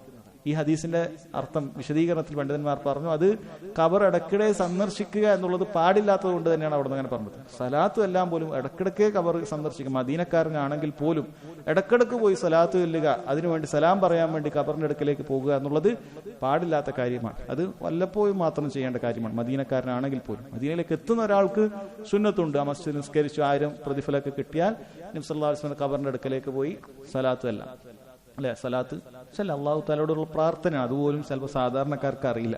പലരും സലാത്ത് അല്ല എന്ന് പറഞ്ഞാൽ എന്താണ് അതുകൊണ്ട് ഉദ്ദേശിക്കുന്നത് എന്ന് പോലും അറിയില്ല. അല്ലാഹുമ്മ സല്ലി അലാ മുഹമ്മദ് എന്ന് പറഞ്ഞാൽ പലർക്കും അറിയില്ല. ചിലർക്ക് എന്തോ നബിനോട് ഞാൻ എന്തോ ചോദിക്കുകയാണോ എന്നുള്ള അർത്ഥത്തിലൊക്കെയാണ് അത് പറയുന്നത്. നബി സല്ലല്ലാഹു അലൈഹി വസല്ലമക്ക് സലാത്ത് ചൊല്ലിയാണ് അള്ളാഹുവിന്റെ ഉന്നതമായ സ്ഥാനത്ത് നബി സല്ലല്ലാഹു അലൈഹി വസല്ലമയെ അള്ളാഹു പുകഴ്ത്തുക, അതാണ് അള്ളാഹുവിന്റെ സലാത്ത് എന്ന് പറഞ്ഞാൽ. അതിനുവേണ്ടി നമ്മൾ റബ്ബിനോട് ചോദിക്കണം. അത് ചോദിച്ചാൽ നമുക്ക് അള്ളാഹു താല 10 പ്രതിഫലം നൽകും. അള്ളാഹു താല നമ്മളെയും അവിടെ വെച്ച് സ്മരിക്കും, നമുക്ക് പ്രതിഫലം നൽകും. ഇങ്ങനെ ഒരുപാടുള്ള കാര്യങ്ങൾ ഇപ്പൊ പറഞ്ഞു വന്ന സഹോദരങ്ങൾ ആരും അവിടെ പ്രവേശിച്ചിട്ടില്ല എന്നുള്ളതാണ്. ഇബ്നു നജ്ജാർ റഹിമഹുള്ളയുടെ അദ്ദേഹത്തിന്റെ താരീഖുൽ മദീനയിൽ അദ്ദേഹം ഒരു ചരിത്രം പറയുന്നുണ്ട്. ഏതോ ഒരു കാലഘട്ടത്തിൽ ഒരു മനുഷ്യൻ മാത്രം പ്രവേശിച്ചത്. അത് തന്നെ ഒരിക്കൽ മസ്ജിദ് നബവിയിൽ വല്ലാത്ത ദുർഗന്ധമുണ്ടായി എന്നാണ്. എന്താണെന്ന് മനസ്സിലാവുന്നില്ല, എവിടെയാണെന്ന് നോക്കിയിട്ട് കാണുന്നില്ല. അവസാനം അവർക്ക് മനസ്സിലായി അത് ഖബറിന്റെ ഭാഗത്തു നിന്നാണ്. അങ്ങനെ ആ കൂട്ടത്തിൽ അവിടെ ഉണ്ടായിരുന്ന മസ്ജിദിൽ ഇബാദത്തിന് വേണ്ടി ഒഴിഞ്ഞിരുന്ന ഒരു വ്യക്തി ഉണ്ടായിരുന്നു, മദീനക്കാരനൊന്നുമല്ല. അപ്പൊ അയാൾ എല്ലാവരും കൂടി നിങ്ങൾ ഇറങ്ങിക്കോളൂ, കാരണം അത്രയും അവർ ആദരവ് കൽപ്പിച്ചിട്ട് അവരങ്ങോട്ട് പോകാതിരിക്കുകയാണ് ചെയ്തത്. അങ്ങോട്ട് പോകാൻ പാടില്ല എന്ന് തന്നെ അവർക്ക് അറിയാം. അങ്ങനെ ഒരാളെ കയറ് കെട്ടി അതിലേക്ക് ഇറക്കുകയാണ്, കാരണം അത് മുഴുവൻ അടച്ചിട്ടാണുള്ളത്. അങ്ങനെ അയാൾ നോക്കിയപ്പോൾ ഒരു പൂച്ച ചത്ത് കിടക്കുന്നു. അയാൾ അത് എടുത്ത് വൃത്തിയാക്കി അയാളുടെ കയ്യിലുള്ള എന്തോ അത്രയൊക്കെ പുരട്ടി അവിടെ നല്ല മണമുള്ള അവസ്ഥയിലാക്കി അയാൾ തിരിച്ച് കയറിയെന്നാണ്. അതായത് ചരിത്രത്തിൽ ഇതിന്റെ സിഹത്തിൽ ഇത് ഷെയ്ഖ് അബ്ദുസ്സലാം ശുഐർ ഹഫിളഹുല്ലാ അദ്ദേഹം ഷർഹിൽ പറയുന്നതാണ്. അദ്ദേഹം പറയുന്നതിന്റെ സനദിനെ കുറിച്ച് നമുക്ക് വ്യക്തത ഇല്ല, പക്ഷെ ഇങ്ങനെ ഒരു സംഭവം ആകെ ഉള്ളൂ എന്നാണ് പറയുന്നത്. ചരിത്രത്തിൽ തന്നെ ഇങ്ങനെ ഖബർ കണ്ട ആളുകളിൽ വളരെ കുറഞ്ഞ ഒരാൾ ഇങ്ങനെ ഒരു സാഹചര്യത്തിൽ മാത്രമാണ് അവിടെ കണ്ടത്. അതല്ലാതെ ഈ നൂറ്റാണ്ടിലോ കഴിഞ്ഞ നൂറ്റാണ്ടിലോ ഒരു നൂറ്റാണ്ടിൽ പോലും ഒരാളും കണ്ടിട്ടില്ല. അപ്പോഴാണ് നമ്മുടെ നാട്ടിൽ ഒരു മുസ്ലിയാർ, വലിയ ബിസിനസ്സുകാരനായ ഒരു മുസ്ലിയാർ, അയാൾ മുടിവെള്ളം കച്ചവടമാകാൻ വേണ്ടിയിട്ട് നാട്ടുകാരെ പറ്റിച്ചത്. അവിടെയുള്ള ആ ഖബറിന്റെ അടുക്കലുള്ള പൊടികളൊക്കെ നമുക്ക് കളക്ട് ചെയ്യാൻ നമ്മളൊരു ആളവിടെ ഉണ്ട്. അങ്ങനെ അയാൾ അത് കളക്ട് ചെയ്ത് കൊണ്ടുവന്ന് നമ്മൾ ആ പൊടി കൂടി വെള്ളത്തിൽ ഇട്ടിട്ടുണ്ട്. എന്നിട്ടാണ് അത് വിൽക്കുന്നത്. കാരണം വെള്ളം കൊണ്ടുവന്ന് വിൽക്കാൻ നോക്കിയപ്പോൾ മുടിവെള്ളം എന്നുള്ളത് അത് ചീറ്റിപ്പോയി ഏറെക്കുറെ. അതായത് അതേ കുബൂരികളായ ആളുകൾ തന്നെ അതിനെ എതിർത്തപ്പോൾ പിന്നീട് ഇത് മാർക്കറ്റിംഗ് നടക്കാതായി എന്ന് തോന്നിയപ്പോൾ അങ്ങനെ കൂടി കളവ് പറഞ്ഞ് നമുക്ക് കാണാൻ സാധിക്കും അല്ലെ. ആളുകൾക്കൊക്കെ വളരെ വ്യക്തമായി എല്ലാവരും മദീനയിൽ പോവുകയും കാണുകയൊക്കെ ചെയ്യുന്ന ഒരു സ്ഥലത്ത് അവിടെ ഒരു പൊടി പോലും ഉണ്ടാവുകയില്ല, അത്രയും ക്ലീനിങ് നടക്കുന്ന ഒരു സ്ഥലം. ഖബറിന്റെ അകത്ത് ഒരു മനുഷ്യനും അവിടെ കണ്ടിട്ടില്ല, ഇന്നത്തെ രാജാവ് പോലും അവിടെ കണ്ടിട്ടില്ല. വല്ലപ്പോഴും അവിടെ ഒരു ഗേറ്റ് തുറന്നു കൊടുക്കുന്നത് അത് ആ 3ാമത്തെ മറയിലേക്ക് എത്തുന്ന ഭാഗത്താണ്. ചിലപ്പോൾ ചില രാജ്യത്തുള്ള പ്രതിനിധികളൊക്കെ വന്നു കഴിഞ്ഞാൽ ആ തുറന്നു കൊടുക്കുന്നത് ഖബറിന്റെ തൊട്ടിപ്പുറത്തുള്ള ഒരു ഭാഗത്തേക്ക് മാത്രമാണ്. അതിനപ്പുറത്തേക്ക് 3 മറകളുണ്ട്. അതിൻ്റെ ഉള്ളിലാണ് ഖബറുള്ളത്. ഒരു മനുഷ്യനും കണ്ടിട്ടില്ല. അപ്പോഴാണ് ഖബറിന്റെ അടുത്തുള്ള പൊടി എന്ന് പറഞ്ഞിട്ട് എവിടുന്നോ കുറച്ച് ആരതോ ഒരു മുടി എവിടുന്നോ കുറച്ച് പൊടി എന്നിട്ട് അത് കലക്കിയിട്ട് ജനങ്ങൾക്ക് വിതരണം ചെയ്യുന്നത്. അത്തരത്തിലുള്ള ചൂഷണങ്ങൾ സഹോദരങ്ങളെ നമ്മൾ സാന്ദർഭികമായി ഓർമ്മപ്പെടുത്തുകയാണ്. അപ്പൊ നബി സല്ലല്ലാഹു അലൈഹി വസല്ലമയുടെ ഖബർ ആളുകൾ കാണാതിരിക്കാൻ വേണ്ടിയിട്ടാണ് എന്ത് ചെയ്തിട്ടുള്ളത്, ഈ രൂപത്തിൽ ചെയ്തിട്ടുള്ളത് എന്നാണ് ആയിഷ റളിയല്ലാഹു അൻഹ പറഞ്ഞിട്ടുള്ളത്. നബി സല്ലല്ലാഹു അലൈഹി വസല്ലമയുടെ ഖബർ അങ്ങനെ ആരും കണ്ടിട്ടില്ല എന്നർത്ഥം. അതുകൊണ്ടാണ് ബഖീലൊന്നും മറ്റു സഹാബികളുടെ ഒപ്പം ഒന്നും നബി സല്ലല്ലാഹു അലൈഹി വസല്ലമയുടെ ഖബർ വെക്കാതെ, ബാക്കിയുള്ള സഹാബത്തൊക്കെ അങ്ങനെയാണ് ബഖീലാണ് വെച്ചിട്ടുള്ളത് എന്ന് കാണാൻ സാധിക്കും. ഇനിയും ചില ആളുകളൊക്കെ ഉണ്ടാക്കുന്ന ഒരു ഇഷ്കാലാണല്ലോ, അത് സാന്ദർഭികമായി പറയുക. നബി സല്ലല്ലാഹു അലൈഹി വസല്ലമയുടെ ഖബറില്ലേ, അപ്പൊ മസ്ജിദിൽ ഖബർ ഉണ്ടാകുമ്പോൾ നിസ്കരിക്കാൻ പാടില്ല എന്നല്ലേ നിങ്ങൾ പറയൽ? നിങ്ങൾ ദർഗയുള്ള പള്ളിയിലൊന്നും കയറില്ല, പക്ഷെ നിങ്ങൾ മസ്ജിദ് നബവിയിൽ കയറുന്നില്ലേ എന്ന് പറയാറുണ്ട്. അവർക്കതിന്റെ ചരിത്രവും അറിയില്ല, അതിന്റെ വിഷയം അറിയില്ല. ഒന്നാമതായി പണ്ഡിതന്മാർ പറയാറുള്ളത് ഏതൊരു വിഷയത്തിലും വ്യക്തമായ മറുപടി പറയുന്നതിന് മുമ്പ് നബി സല്ലല്ലാഹു അലൈഹി വസല്ലം അവിടുത്തെ നാവ് കൊണ്ട് വളരെ വ്യക്തമായിട്ട് ഖബർ കെട്ടി ഉയർത്തുന്നത് ശക്തമായി വിലക്കി. അവർക്ക് അവിടെ ഇബാദത്ത് ചെയ്യുന്ന ആൾക്കാരെ ശപിക്കുകയും ചെയ്തു. അത്തരത്തിലുള്ള നിസ്കാരം അത് വിലക്കുകയും ചെയ്തു. അല്ല, അതിലേക്ക് തിരിഞ്ഞ് നിസ്കരിക്കുന്നൊക്കെ വിലക്കി. അപ്പൊ നബി സല്ലല്ലാഹു അലൈഹി വസല്ലം വാക്ക് അവിടെ ഉണ്ട്. പിന്നീട് ആരെങ്കിലും ഒക്കെ അങ്ങനെ ഒരു പ്രവൃത്തി ചെയ്തിട്ടുണ്ട് എങ്കിൽ, ഖബർ മസ്ജിദിന്റെ അകത്താക്കിയിട്ടുണ്ട് എങ്കിൽ, എങ്ങനെയാണ് നബി സല്ലല്ലാഹു അലൈഹി വസല്ലമക്ക് പറഞ്ഞതായിട്ട് അത് വരിക? ഒരിക്കലും അത് വരികയില്ല. കാരണം അവിടുന്ന് പറഞ്ഞിട്ടുള്ളത് വളരെ വ്യക്തമായി താക്കീതാണ്. ഏതുപോലെ പണ്ഡിതന്മാർ പറയാണ്, ഷെയ്ഖുൽ ഇസ്ലാം ഇബ്നു തൈമിയ്യ റഹിമഹുല്ലാഹ് അദ്ദേഹം ഖബറിന്റെ അടുക്കൽ വന്ന് ഖുർആൻ ഓതുന്നതും ഖബറിലുള്ള മണ്ണെടുക്കുന്നതും ഒക്കെ ഇതിനൊക്കെ വളരെ ശക്തമായി എതിർത്ത് കിതാബുകൾ എഴുതിയിട്ടുള്ള ആളാണ്. പക്ഷേ അദ്ദേഹത്തിന്റെ ഖബറിന്റെ അടുക്കൽ വന്ന് ഖുർആൻ ഓതിയിട്ടുണ്ട്. ഒരുപാട് ആളുകൾ ഖത്തം തീർത്ത് അദ്ദേഹത്തിന്റെ അടുക്കൽ ഖത്ത പുരയുണ്ടാക്കി ഖുർആൻ ഓതിയിട്ടുണ്ട് ദിമഷ്കിൽ എന്ന് കാണാൻ സാധിക്കും. അത് അദ്ദേഹം അതിനൊരു കുറ്റമില്ല. ചില ആളുകൾ വലിയ തെളിവായിട്ട് പറയും, ഷെയ്ഖുൽ ഇസ്ലാം ഇബ്നു തൈമിയ്യയുടെ അടുക്കൽ ഇങ്ങനെ ഇത്ര ഖുർആൻ ഓതിയെന്ന് ഇബ്നു കസീർ പറഞ്ഞിട്ടുണ്ട്, ഇന്നാള് പറഞ്ഞിട്ടുണ്ട്. എന്ത് കാര്യം? ഇബ്നു തൈമിയ്യ അത് ശക്തമായി എതിർത്ത് റിസാല എഴുതിയ ആളാണ്. അതുപോലെ അദ്ദേഹത്തിന്റെ ഖബറിന്റെ അടുക്കലുള്ള മണ്ണ് ആളുകൾ ഉപകാരത്തിന് എടുത്തിരുന്നു എന്നാണ്. അതിനൊക്കെതിരെ ശക്തമായി എഴുതിയിട്ടുള്ള ആളാണ് ഷെയ്ഖുൽ ഇസ്ലാം ഇബ്നു തൈമിയ്യ റഹിമഹുല്ലാഹ്. അത് പല പണ്ഡിതന്മാർക്കും സാലിഹ്യങ്ങൾക്കും സംഭവിക്കുന്ന കാര്യമാണ്. കാരണം അവരെതിർത്ത കാര്യത്തെ തന്നെ ആളുകൾ പിന്നീട് ചിലപ്പോൾ അത് ചെയ്യും. അത് അവരുടെ തെറ്റല്ല. ഒന്നാമത്തെ കാര്യം അതാണ്. രണ്ടാമത്തെ കാര്യം സഹോദരങ്ങളെ, നബി സല്ലല്ലാഹു അലൈഹി വസല്ലമയുടെ ഖബർ ദുനിയാവിലുള്ള മറ്റ് ദർഗകൾ പോലെ മസ്ജിദ് ഉണ്ടാക്കി അതിലേക്ക് മയ്യത്ത് കൊണ്ടുവച്ചതാണോ? അല്ല, ഒരിക്കലും മസ്ജിദ് നബവിയിൽ ആയിരുന്നില്ല നബി സല്ലല്ലാഹു അലൈഹി വസല്ലം ഖബർ വെച്ചത്. അതിന് വല്ല ഫദ്ലും ഉണ്ടായിരുന്നെങ്കിൽ സഹാബികൾ ഇങ്ങനെ കുറെ ചിന്തിക്കോ? നേരെ ആയിഷ റളിയല്ലാഹുവിന്റെ വീട്ടിൽ തൊട്ടിപ്പുറത്തല്ലേ വീട് കിടക്കുന്നത്, നേരെ ഇപ്പുറത്താക്കി മസ്ജിദിന്റെ ഭാഗത്ത് തലഭാഗത്ത് തന്നെ കൊണ്ടുവച്ചാൽ പോരെ? അതിന് വല്ല ഫദ്ലും ഉണ്ടെങ്കിൽ സഹാബികൾ ചെയ്യൂലേ? അവരാരും ചെയ്തിട്ടില്ല. അവർ ആയിഷ റളിയല്ലാഹുവിനയുടെ വീട്ടിലാണ് ചെയ്തത്. ഒന്നാമത് മസ്ജിദിന്റെ അകത്തേക്ക് എന്ത് ചെയ്തിട്ടില്ല? മയ്യത്ത് വെച്ചിട്ടില്ല. നബി സല്ലല്ലാഹു അലൈഹി വസല്ലമയുടെ മയ്യത്ത് അവിടെ വെച്ചിട്ടില്ല, പുറത്താണ് വെച്ചത്. ഇനി അതിനു മുകളിൽ മസ്ജിദ് പണിഞ്ഞോ? അതുമില്ല. അങ്ങനെയും സംഭവിച്ചിട്ട് നബി സല്ലല്ലാഹു അലൈഹി വസല്ലം ഖബറടാക്കിയ ഉടൻ തന്നെ ആയിഷ റളിയല്ലാഹു അൻഹയുടെ ആ വീടൊക്കെ മാറ്റി അതൊരു മസ്ജിദാക്കി സഹാബികൾ ആരെങ്കിലും ചെയ്തോ? ആരും ചെയ്തിട്ടില്ല. പിന്നീട് എന്താണ് സംഭവിച്ചത്? പിന്നീട് തൗസിയത്ത് നടക്കുമ്പോൾ, മസ്ജിദിന്റെ എക്സ്പാൻഷൻ നടക്കുന്ന സമയത്ത് എന്താണ് സംഭവിച്ചത്? ആ ഭാഗം ആദ്യം വിശാലമാക്കുന്ന സമയത്ത് മറ്റുള്ള ഭാഗങ്ങളിൽ ചെയ്യാൻ പ്രത്യേകം ശ്രദ്ധിച്ചിരുന്നു. പിന്നീട് ഹിജറ 88 അല്ലെങ്കിൽ 90, 91 കാലഘട്ടം സഹാബികളിൽ വളരെ കുറഞ്ഞ, വളരെ നബി സല്ലല്ലാഹു അലൈഹി വസല്ലം മരിക്കുന്ന സമയത്ത് തമീസ് പോലും എത്താതെ, 7 വയസ്സ് പോലും എത്താത്ത ചില സഹാബികൾ മാത്രം ബാക്കിയുള്ള ഒരു കാലഘട്ടം. അങ്ങനെയുള്ള കാലഘട്ടത്തിൽ പോലും സഈദ് മുസൈബ് ഒക്കെ ശക്തമായി എതിർത്തിട്ടുണ്ട്. ആ ഭാഗത്തേക്ക് വിശാലമാക്കുന്നതിനെ ശക്തമായി ആദ്യം എതിർക്കുകയാണ് ചെയ്തിട്ടുള്ളത്. അപ്പൊ അങ്ങനെ അത് വിശാലമാക്കാനും, അപ്പുറത്ത് ഭാഗത്തേക്ക് സ്ഥലമില്ല, അപ്പൊ അങ്ങനെ വിശാലമാക്കാൻ വേണ്ടി അവർ ആ ഭാഗത്തേക്ക് ചെയ്തതാണ്. അപ്പോൾ അതിന് മുഴുവൻ ചുറ്റും ഒരു മതിലൊക്കെ കെട്ടി ഇത് മസ്ജിദിന്റെ ഭാഗമല്ല എന്ന് ഉറപ്പുവരുത്തുകയാണ് ചെയ്തത്. ഇത് മസ്ജിദിന്റെ ഭാഗമല്ല എന്ന് ഉറപ്പുവരുത്തുകയാണ് ചെയ്തത്. അതുകൊണ്ട് തന്നെ അത് മസ്ജിദിന്റെ ഭാഗമല്ല. ഒന്ന്, മസ്ജിദ് അതിന്റെ മുകളിൽ കെട്ടിയിട്ടുണ്ടാക്കിയിട്ടില്ല.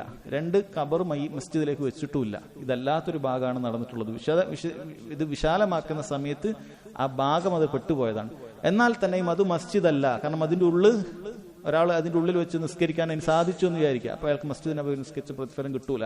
കാരണം അത് വഖഫിൽ പെടാത്ത ഭാഗമാണ്, മസ്ജിദിലല്ലാത്ത ഭാഗമാണ്. ഇതൊരു ഭൗതികമായ ഉദാഹരണത്തിൽ പണ്ഡിതന്മാർ പറഞ്ഞു കൊടുക്കാറുണ്ട്. ഇത് എങ്ങനെ ഇത് മനസ്സിലാക്കുന്നുള്ളത്? വലിയൊരു പറമ്പുണ്ട് എന്ന് വിചാരിക്കുക. വലിയൊരു പറമ്പുണ്ട്. ആ പറമ്പിന്റെ ഒത്ത നടുവിൽ ഒരാൾ പോയൊരു 10 സെന്റ് സ്ഥലം എടുത്തു. നടുവിൽ അയാൾ ആദ്യം വാങ്ങി, ബാക്കി ആരും വേറൊരാളുടെ സ്ഥലമാണ്.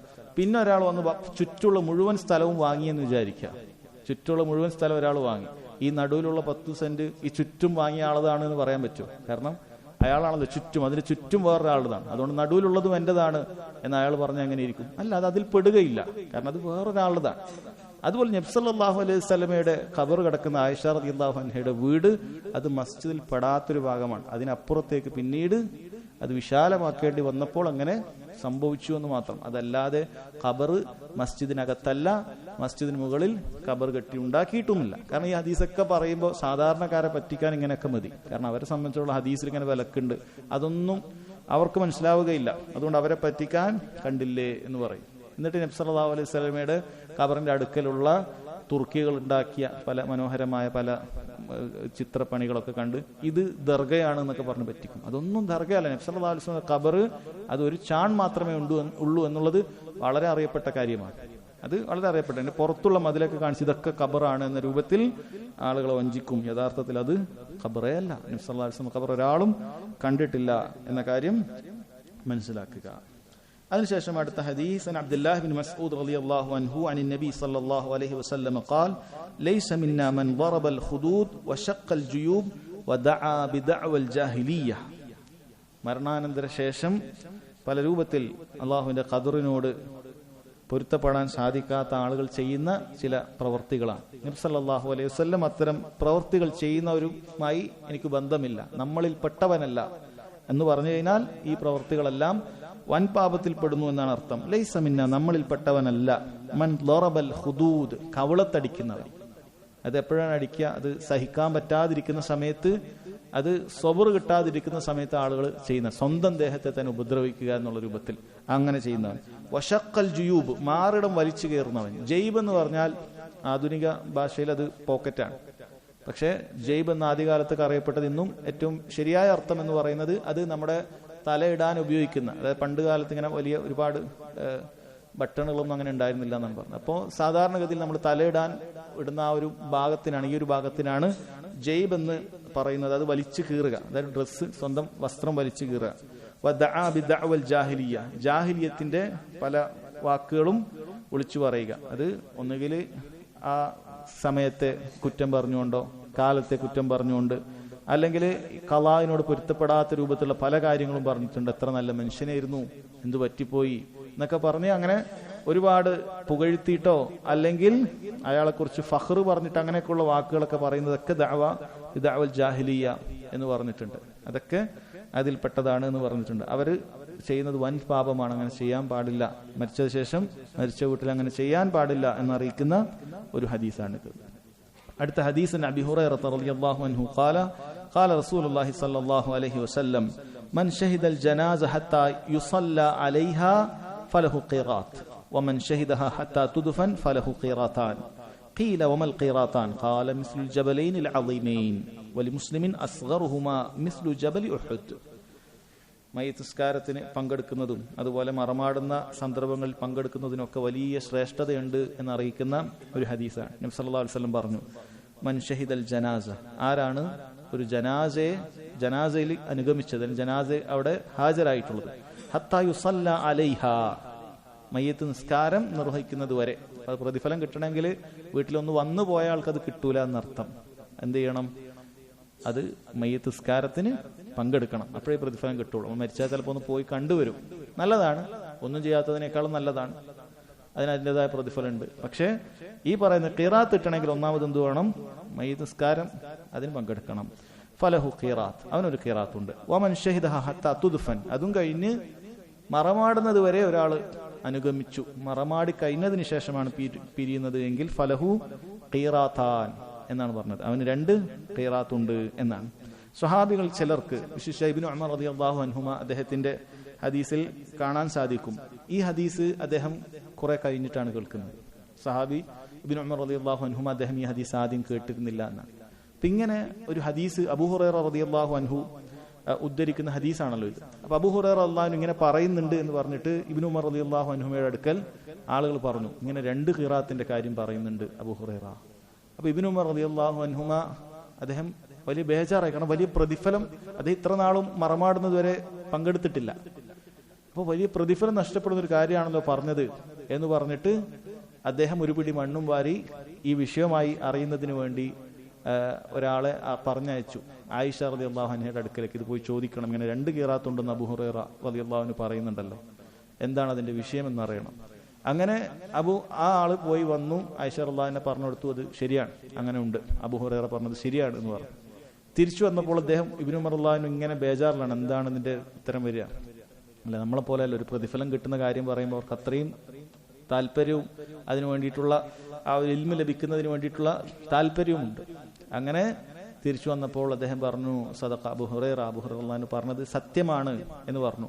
ഇബ്നു ഉമർ റളിയല്ലാഹു അൻഹു കയ്യിലുള്ള മണ്ണ് വലിച്ചെറിഞ്ഞുകൊണ്ട് പറഞ്ഞു, ലഖദ് ദയ്യഅനാ ഖറാറീത കസീറ, നമ്മൾ ഒരുപാട് ഖിറാഅത്തുകൾ നഷ്ടപ്പെടുത്തിയല്ലോ എന്ന് വളരെ വിഷമത്തോടുകൂടി ഇബ്നു ഉമർ റളിയല്ലാഹു അൻഹുമാ പറഞ്ഞു എന്നാണ് പറയുന്നത്. അപ്പോൾ വലിയ പ്രതിഫലമുള്ള കാര്യമാണ് എന്ത്? ഒന്ന് മരിച്ച വീട്ടിൽ പോകുക, അതിന് പ്രതിഫലമുണ്ട്. ചില പണ്ഡിതന്മാര് ഈ ചില റിവായത്തിൽ മൻ ഷഹിദ ജനാസത ഇൻദ അഹ്ലിഹാ എന്ന് വന്നിട്ടുണ്ട്. അങ്ങനെയാണ് ഈ ഹദീസ് വരുന്നത്. അതായത് ആ വീട്ടിൽ പോയി പങ്കെടുക്കുക എന്ന് വന്നിട്ടുണ്ട്. എന്നാൽ പണ്ഡിതന്മാർ പറയുന്ന ചില റിവായത്തിൽ അങ്ങനെ വരാത്തത് കൊണ്ട് ഫദ്ലുല്ലാഹി വാസിഅ, അള്ളാഹുവിന്റെ ഔദാര്യം വിശാലമാണ്. അതുകൊണ്ട് രണ്ട് റിവായത്തിൽ വന്നിട്ടുണ്ടെങ്കിൽ പൊതുവെ അള്ളാഹു സുബ്ഹാനഹു വ തആല ഏറ്റവും കുറഞ്ഞൊരു അമലിനൊരു പ്രതിഫലം വന്നിട്ടുണ്ടെങ്കിൽ അത് അത്രയും നൽകും എന്നുള്ളത് തന്നെയാണ് പണ്ഡിതന്മാർ പറഞ്ഞത്. കാരണം അള്ളാഹുവിന്റെ ഇങ്ങോട്ട് കിട്ടുന്ന പ്രതിഫലമൊക്കെ വാസിയായിരിക്കും, വിശാലായിരിക്കും. അതുകൊണ്ട് ചെറിയൊരു കാര്യത്തിന് പ്രതിഫലമുണ്ട്, അതിനേക്കാൾ വലിയൊരു കാര്യത്തിന് അതേ പ്രതിഫലം പറഞ്ഞിട്ടുണ്ടെങ്കിൽ ആ ചെറിയ കാര്യം പറഞ്ഞാലും കിട്ടുന്നതാണ്. അപ്പോൾ നേരെ പോയി മയ്യത്ത് സ്കരിച്ചാൽ, മസ്ജിദിലേക്ക് എത്തിയ ഒരാൾ മയ്യത്ത് സ്കരിച്ചാലും അയാൾക്ക് ഈ പറയുന്ന പ്രതിഫലത്തിൽ കിട്ടും, ഖിറാത്ത് കിട്ടും. പക്ഷെ ആദ്യത്തെ ആളത്ര പ്രതിഫലം കിട്ടൂല.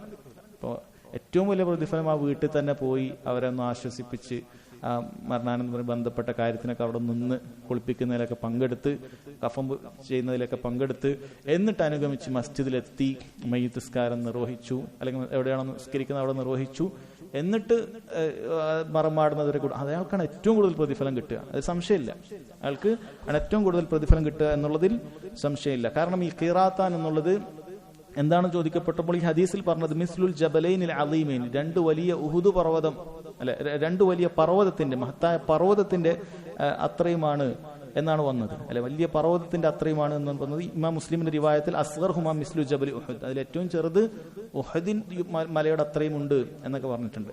ചില പണ്ഡിതന്മാര് ഖീറാത്ത് എന്ന് പറയുന്നതിന്റെ ഭാഷാപരമായ അർത്ഥം പറഞ്ഞിട്ട് വിശദീകരിച്ചിട്ടുണ്ട്. ഖീറാത്ത് എന്ന് പറയുന്നത് അത് ഒരു ദിർഹത്തിന്റെ 6/1 പകുതിയാണ്, അതായത് 12/1 എന്നാണ് പറയുന്നത്. ഖൈറാത്ത് എന്ന് പറയുന്നത് 12/1, അതായത് 1/4 ഗ്രാം വെള്ളിക്കാണ് ഖൈറാത്ത് എന്ന് പറയുക. 2 ഖൈറാത്ത് എന്ന് പറഞ്ഞാൽ 1/2 ഗ്രാം വെള്ളിയാണ്. അതായത് മൊത്തം 6/1 ഒരാൾക്ക് ഈ 2 കാര്യം കൂടി ചെയ്താൽ കിട്ടുകയുള്ളൂ. ബാക്കി 6/5 ബാക്കിയുണ്ട്. അതായത് ബാക്കിയുള്ള മരണാനന്തര പ്രവർത്തനങ്ങൾക്കും വലിയ പ്രതിഫലമുണ്ട് എന്നറിയിക്കുന്ന ഹദീസ് കൂടിയാണ് ഇത് എന്ന് ചില പണ്ഡിതന്മാർ വിശദീകരിച്ചിട്ടുണ്ട്. അതിൽ 6/1 തന്നെ, അതായത് 2 ഖിറാത്ത് കൂട്ടിയാൽ അത് അങ്ങനെയാണ് വരിക കണക്ക്, അത് തന്നെ ഇത്രയും പ്രതിഫലമുണ്ട്. അപ്പൊ ബാക്കിയുള്ള കാര്യങ്ങൾ കൂടി നമ്മൾ പങ്കെടുക്കണം എന്നതിന്റെ താല്പര്യം ഈ ഹദീസിലുണ്ട് എന്ന് ചില പണ്ഡിതന്മാർ പറഞ്ഞത് കാണാൻ സാധിക്കും. അപ്പൊ എന്താണ് 2 ഖിറാത്തിനെ കുറിച്ച് പറഞ്ഞത്? 2 ഖിറാത്ത് മിസ്ലുൽ ജബലൈനിൽ അളീമൈൻ, 2 വലിയ പർവ്വതം, അല്ലെ. മദീനയിലൊക്കെ പോയ ആളുകൾ ഉഹുദ് ശരിക്കൊന്ന് കാണണം. കാരണം ഈ ഹദീസൊക്കെ വായിക്കുന്ന സമയത്ത് അവർക്ക് എന്ത് ചെയ്യാൻ സാധിക്കും, മനസ്സിലാക്കാൻ പറ്റും എത്ര വലുതാണ്. ഉഹുദ് എന്ന് പറയുന്നത് സിൽസിലത്തുൽ ജബലാണ്, ഒരൊറ്റ മലയല്ല, അത് പർവ്വത നിരകളാണ്, ഒരു മലയല്ല. അതിന് ഉഹുദ് എന്ന് പറയുന്നത് പർവ്വത നിരകളാണ്, അല്ലെ, കിലോമീറ്ററുകളോളം അതുണ്ട്. അത്രയും വലുതാണ് ഉഹുദ് എന്ന് പറയുന്നത്.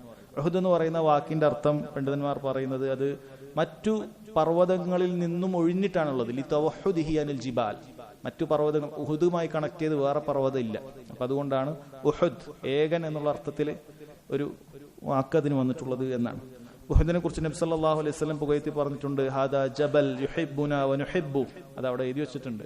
ഈ പർവ്വതം, ഈ മല, അത് നമ്മെ ഇഷ്ടപ്പെടുന്നു, നമ്മളും അതിനെ ഇഷ്ടപ്പെടുന്നു എന്ന് ഉഹദിനെ കുറിച്ച് പറഞ്ഞിട്ടുണ്ട്.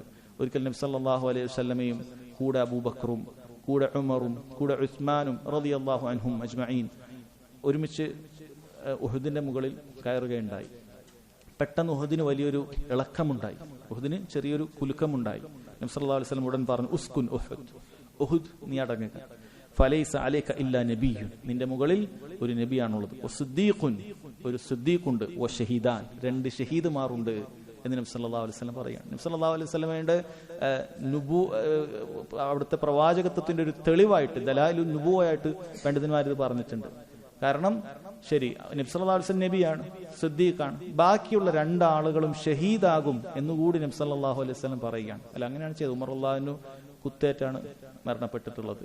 ഉസ്മാൻ ബിൻ അഫ്ഫാനും കൊലപ്പെടുകയാണ്. ഇത് 2 ഷഹീദിന്റെ കൂലിയുള്ള കാര്യമാണ്. നബി സല്ലല്ലാഹു അലൈഹി വസല്ലം അത് നേരത്തെ പറഞ്ഞതാണ്. ഈ 2 പേരും അവർ സാധാരണ മരണമായിരിക്കുകയില്ല വരിക്കുക, അവർക്ക് ഷഹീദിന്റെ പ്രതിഫലമുണ്ട് എന്ന് തന്നെ അറിയിക്കുന്നു. ഈ ഹദീസ് ഇമാം ബുഖാരിയൊക്കെ ഉസ്മാൻ ബിൻ അഫ്ഫാൻ റളിയല്ലാഹു അൻഹുവിന്റെ ഫദ്ല് പറയുന്നിടത്താണ്, ആ തലക്കെട്ടിന്റെ കീഴെയാണ് ഈ ഹദീസ് കൊടുത്തത് എന്ന് കാണാൻ സാധിക്കും. കാരണം അദ്ദേഹം ഷഹീദാകുമെന്നുള്ള നബി സല്ലല്ലാഹു അലൈഹി വസല്ലം പറഞ്ഞിട്ടുള്ള കാര്യമാണ്.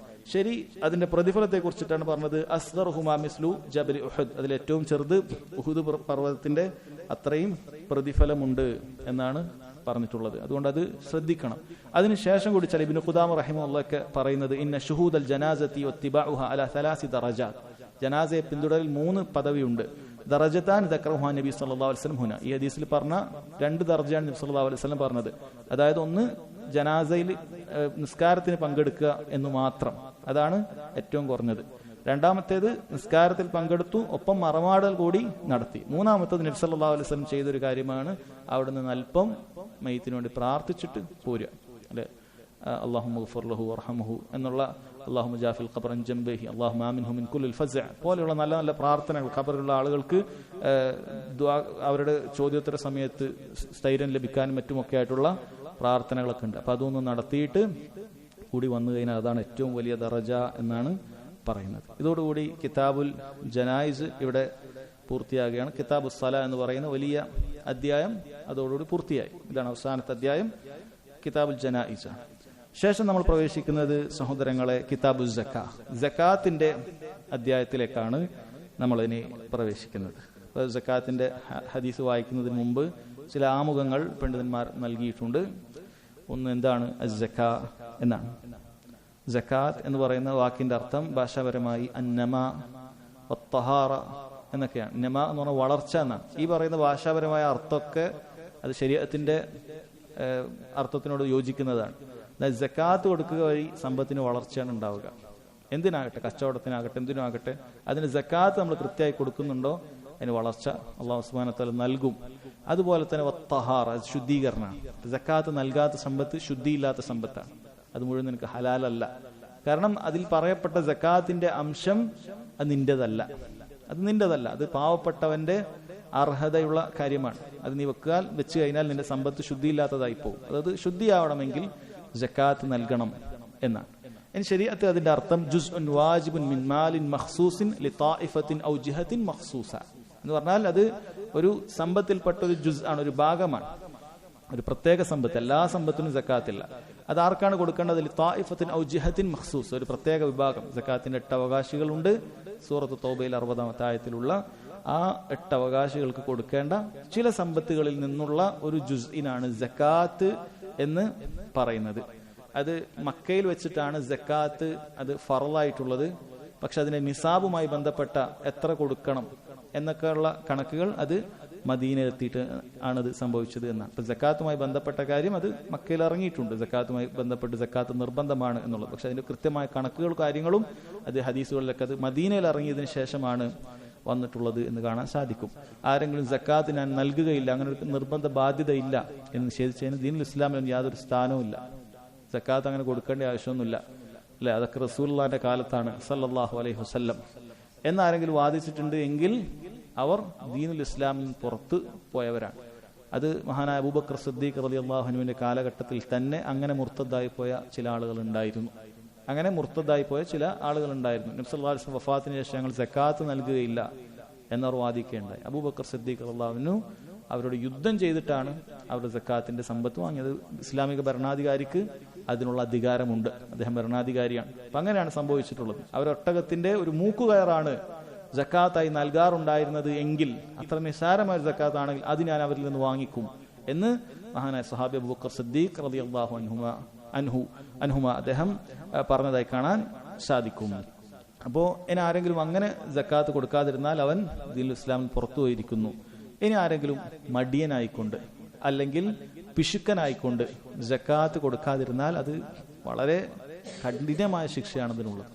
ഒരാൾ പിശുക്ക് കാരണത്താൽ അല്ലെങ്കിൽ അതിലേക്ക് ശ്രദ്ധ തിരിക്കുന്നില്ല, അവന്റെ കച്ചവടം തന്നെ കച്ചവടം, സക്കാത്തൊന്നും നോക്കാൻ സ്റ്റോക്കൊന്നും എടുക്കാൻ സമയമില്ല, അത്രക്ക് ഭയങ്കര കച്ചവടം എന്നാണ് പറയുന്നത്. അങ്ങനെ സക്കാത്ത് കൊടുക്കുന്നില്ല.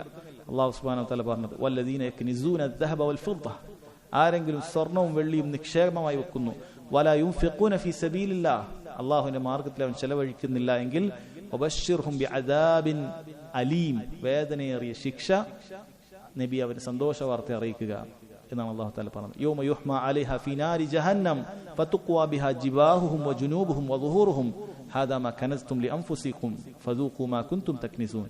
അല്ലാഹു സുബ്ഹാനഹു വ തആല അന്ത്യനാളിൽ അത് നരകത്തിൽ വെച്ചുകൊണ്ട് ഈ അവരുണ്ടാക്കിയ സമ്പത്തെല്ലാം തന്നെ അവരുടെ നെറ്റിയിലും മുതുകത്തും പാർശ്വങ്ങളിലും വെച്ചുകൊണ്ട് അവരെ കത്തിയിരിക്കുന്നതാണ്. എന്നിട്ട് അവരോട് പറയും ഹാദാ മാ കനസ്തും ലിഅൻഫുസിക്കും, നിങ്ങൾ ദുനിയാവിൽ കുറേ സമ്പത്ത് ഉണ്ടാക്കിയിട്ടില്ലേ, അത് തന്നെയാണ്, അതിനെ കൊണ്ട് തന്നെയാണ് നിന്നെ ശിക്ഷിക്കുന്നത്. ഫസൂഖു മാ കുൻതും തക്നിസൂൻ, അതുകൊണ്ട് നീ സമ്പാദിച്ചുണ്ടാക്കിയ ഈ വിഷയം അത് നീ ആസ്വദിച്ചുള്ളൂ, അത് ശിക്ഷയായി മാറുകയാണ്. അപ്പൊ ദുനിയാവിൽ അള്ളാഹു സുബ്ഹാനഹു വ തആലയുടെ മാർഗത്തിൽ ചിലവഴിക്കാതെ അങ്ങനെ പിടിച്ചു വെച്ച ഈ സമ്പത്തെല്ലാം തന്നെ അള്ളാഹു തആല നാളെ അതുകൊണ്ട് തന്നെ ശിക്ഷിക്കും എന്നാണ് പറഞ്ഞിട്ടുള്ളത്. അൽ ജസാഉ മിൻ ജിൻസിൽ അമൽ എന്ന് പറയുന്ന പോലെ തന്നെ അയാൾ എന്താണോ, അയാൾ എന്തിനു വേണ്ടിയിട്ടാണ് അള്ളാഹു തആലയുടെ ദീനിൽ നിന്നും അവൻ ശുഗലായത്, ആ കാര്യം കൊണ്ട് തന്നെ അള്ളാഹു സുബ്ഹാനഹു വ തആല ശിക്ഷിക്കും. ചില ഹദീസുകളിൽ കാണാൻ സാധിക്കും സക്കാത്ത് കൊടുക്കാത്ത ആളുകൾ അള്ളാഹു തആല അവർക്ക് വേണ്ടി വലിയ 2 പാമ്പുകളെ, സർപ്പങ്ങളെ, അങ്ങേയറ്റം വിഷമുള്ള സർപ്പങ്ങളെ ഒരുക്കി നിർത്തുകയും അങ്ങനെ ആ സർപ്പങ്ങൾ ഇവനെ കടിച്ചുകൊണ്ടേയിരിക്കും, കൊന്നുകൊണ്ടേയിരിക്കും എന്ന് നബി സല്ലല്ലാഹു അലൈഹി വസല്ലം പറഞ്ഞിട്ടുണ്ട്. ഇതിന് ശേഷം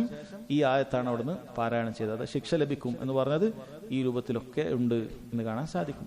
ഇനി സക്കാത്ത് അല്ലാഹു സുബ്ഹാനഹു വ തആല നിർബന്ധമാക്കിയ ഒരുപാട് ഹിക്മത്തുകളുണ്ട്, എണ്ണിയാൽ ഒടുങ്ങാത്ത ഹിക്മത്തുകൾ കാണാൻ സാധിക്കും. ഒരു സമൂഹത്തിൽ എത്ര വലിയ ഉപകാരങ്ങളാണ് സക്കാത്ത് കൊണ്ട് ഉണ്ടാക്കുന്നത് എന്നുള്ളത് നമുക്ക് കാണാൻ സാധിക്കും. അത് സാമ്പത്തികമായും അതല്ലാതെ ഈ മുസ്ലിമീങ്ങളെ സഹായിക്കലായും ഒരുപാട് അള്ളാഹുവിന്റെ ബറക്കത്ത് ഇറങ്ങുന്ന ഒരു കാര്യമാണ് ഈ നാട്ടിലെ ആളുകൾ സക്കാത്ത് കൃത്യമായി കൊടുക്കുക എന്നുള്ളത്.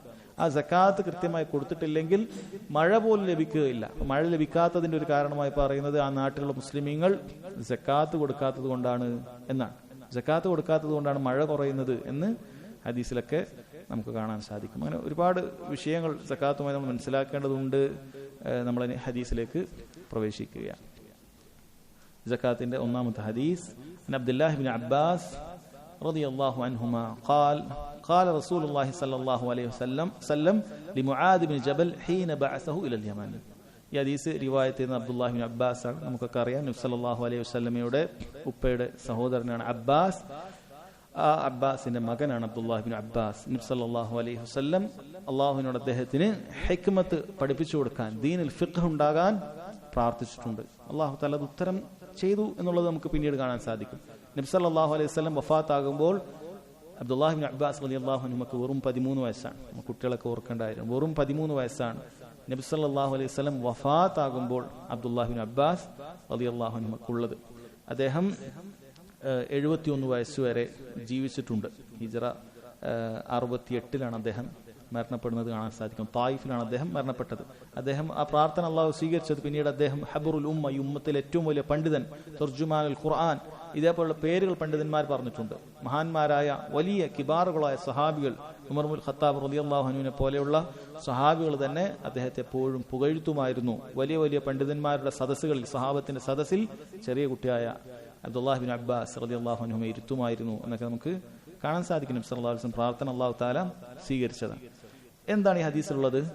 ഖാല റസൂലുള്ളാഹി സ്വല്ലല്ലാഹു അലൈഹി വസല്ലം ലിമുആദ് ബിൻ ജബൽ ഹീന ബഅസഹു ഇലൽ യമൻ. അബ്ദുല്ലാഹി ബിൻ അബ്ബാസ് പറയാണ്, മുആദ് ബിൻ ജബൽ റളിയല്ലാഹു അൻഹുവിനെ യമനിലേക്ക് നബി സല്ലല്ലാഹു അലൈഹി വസല്ലം അയച്ച സമയത്ത് പറഞ്ഞ ചില കാര്യമാണ്. മുആദ് ബിൻ ജബൽ അദ്ദേഹം അൻസാരിയായ ഖസ്റജി ഗോത്രത്തിൽപ്പെട്ട സഹാബിയാണ്.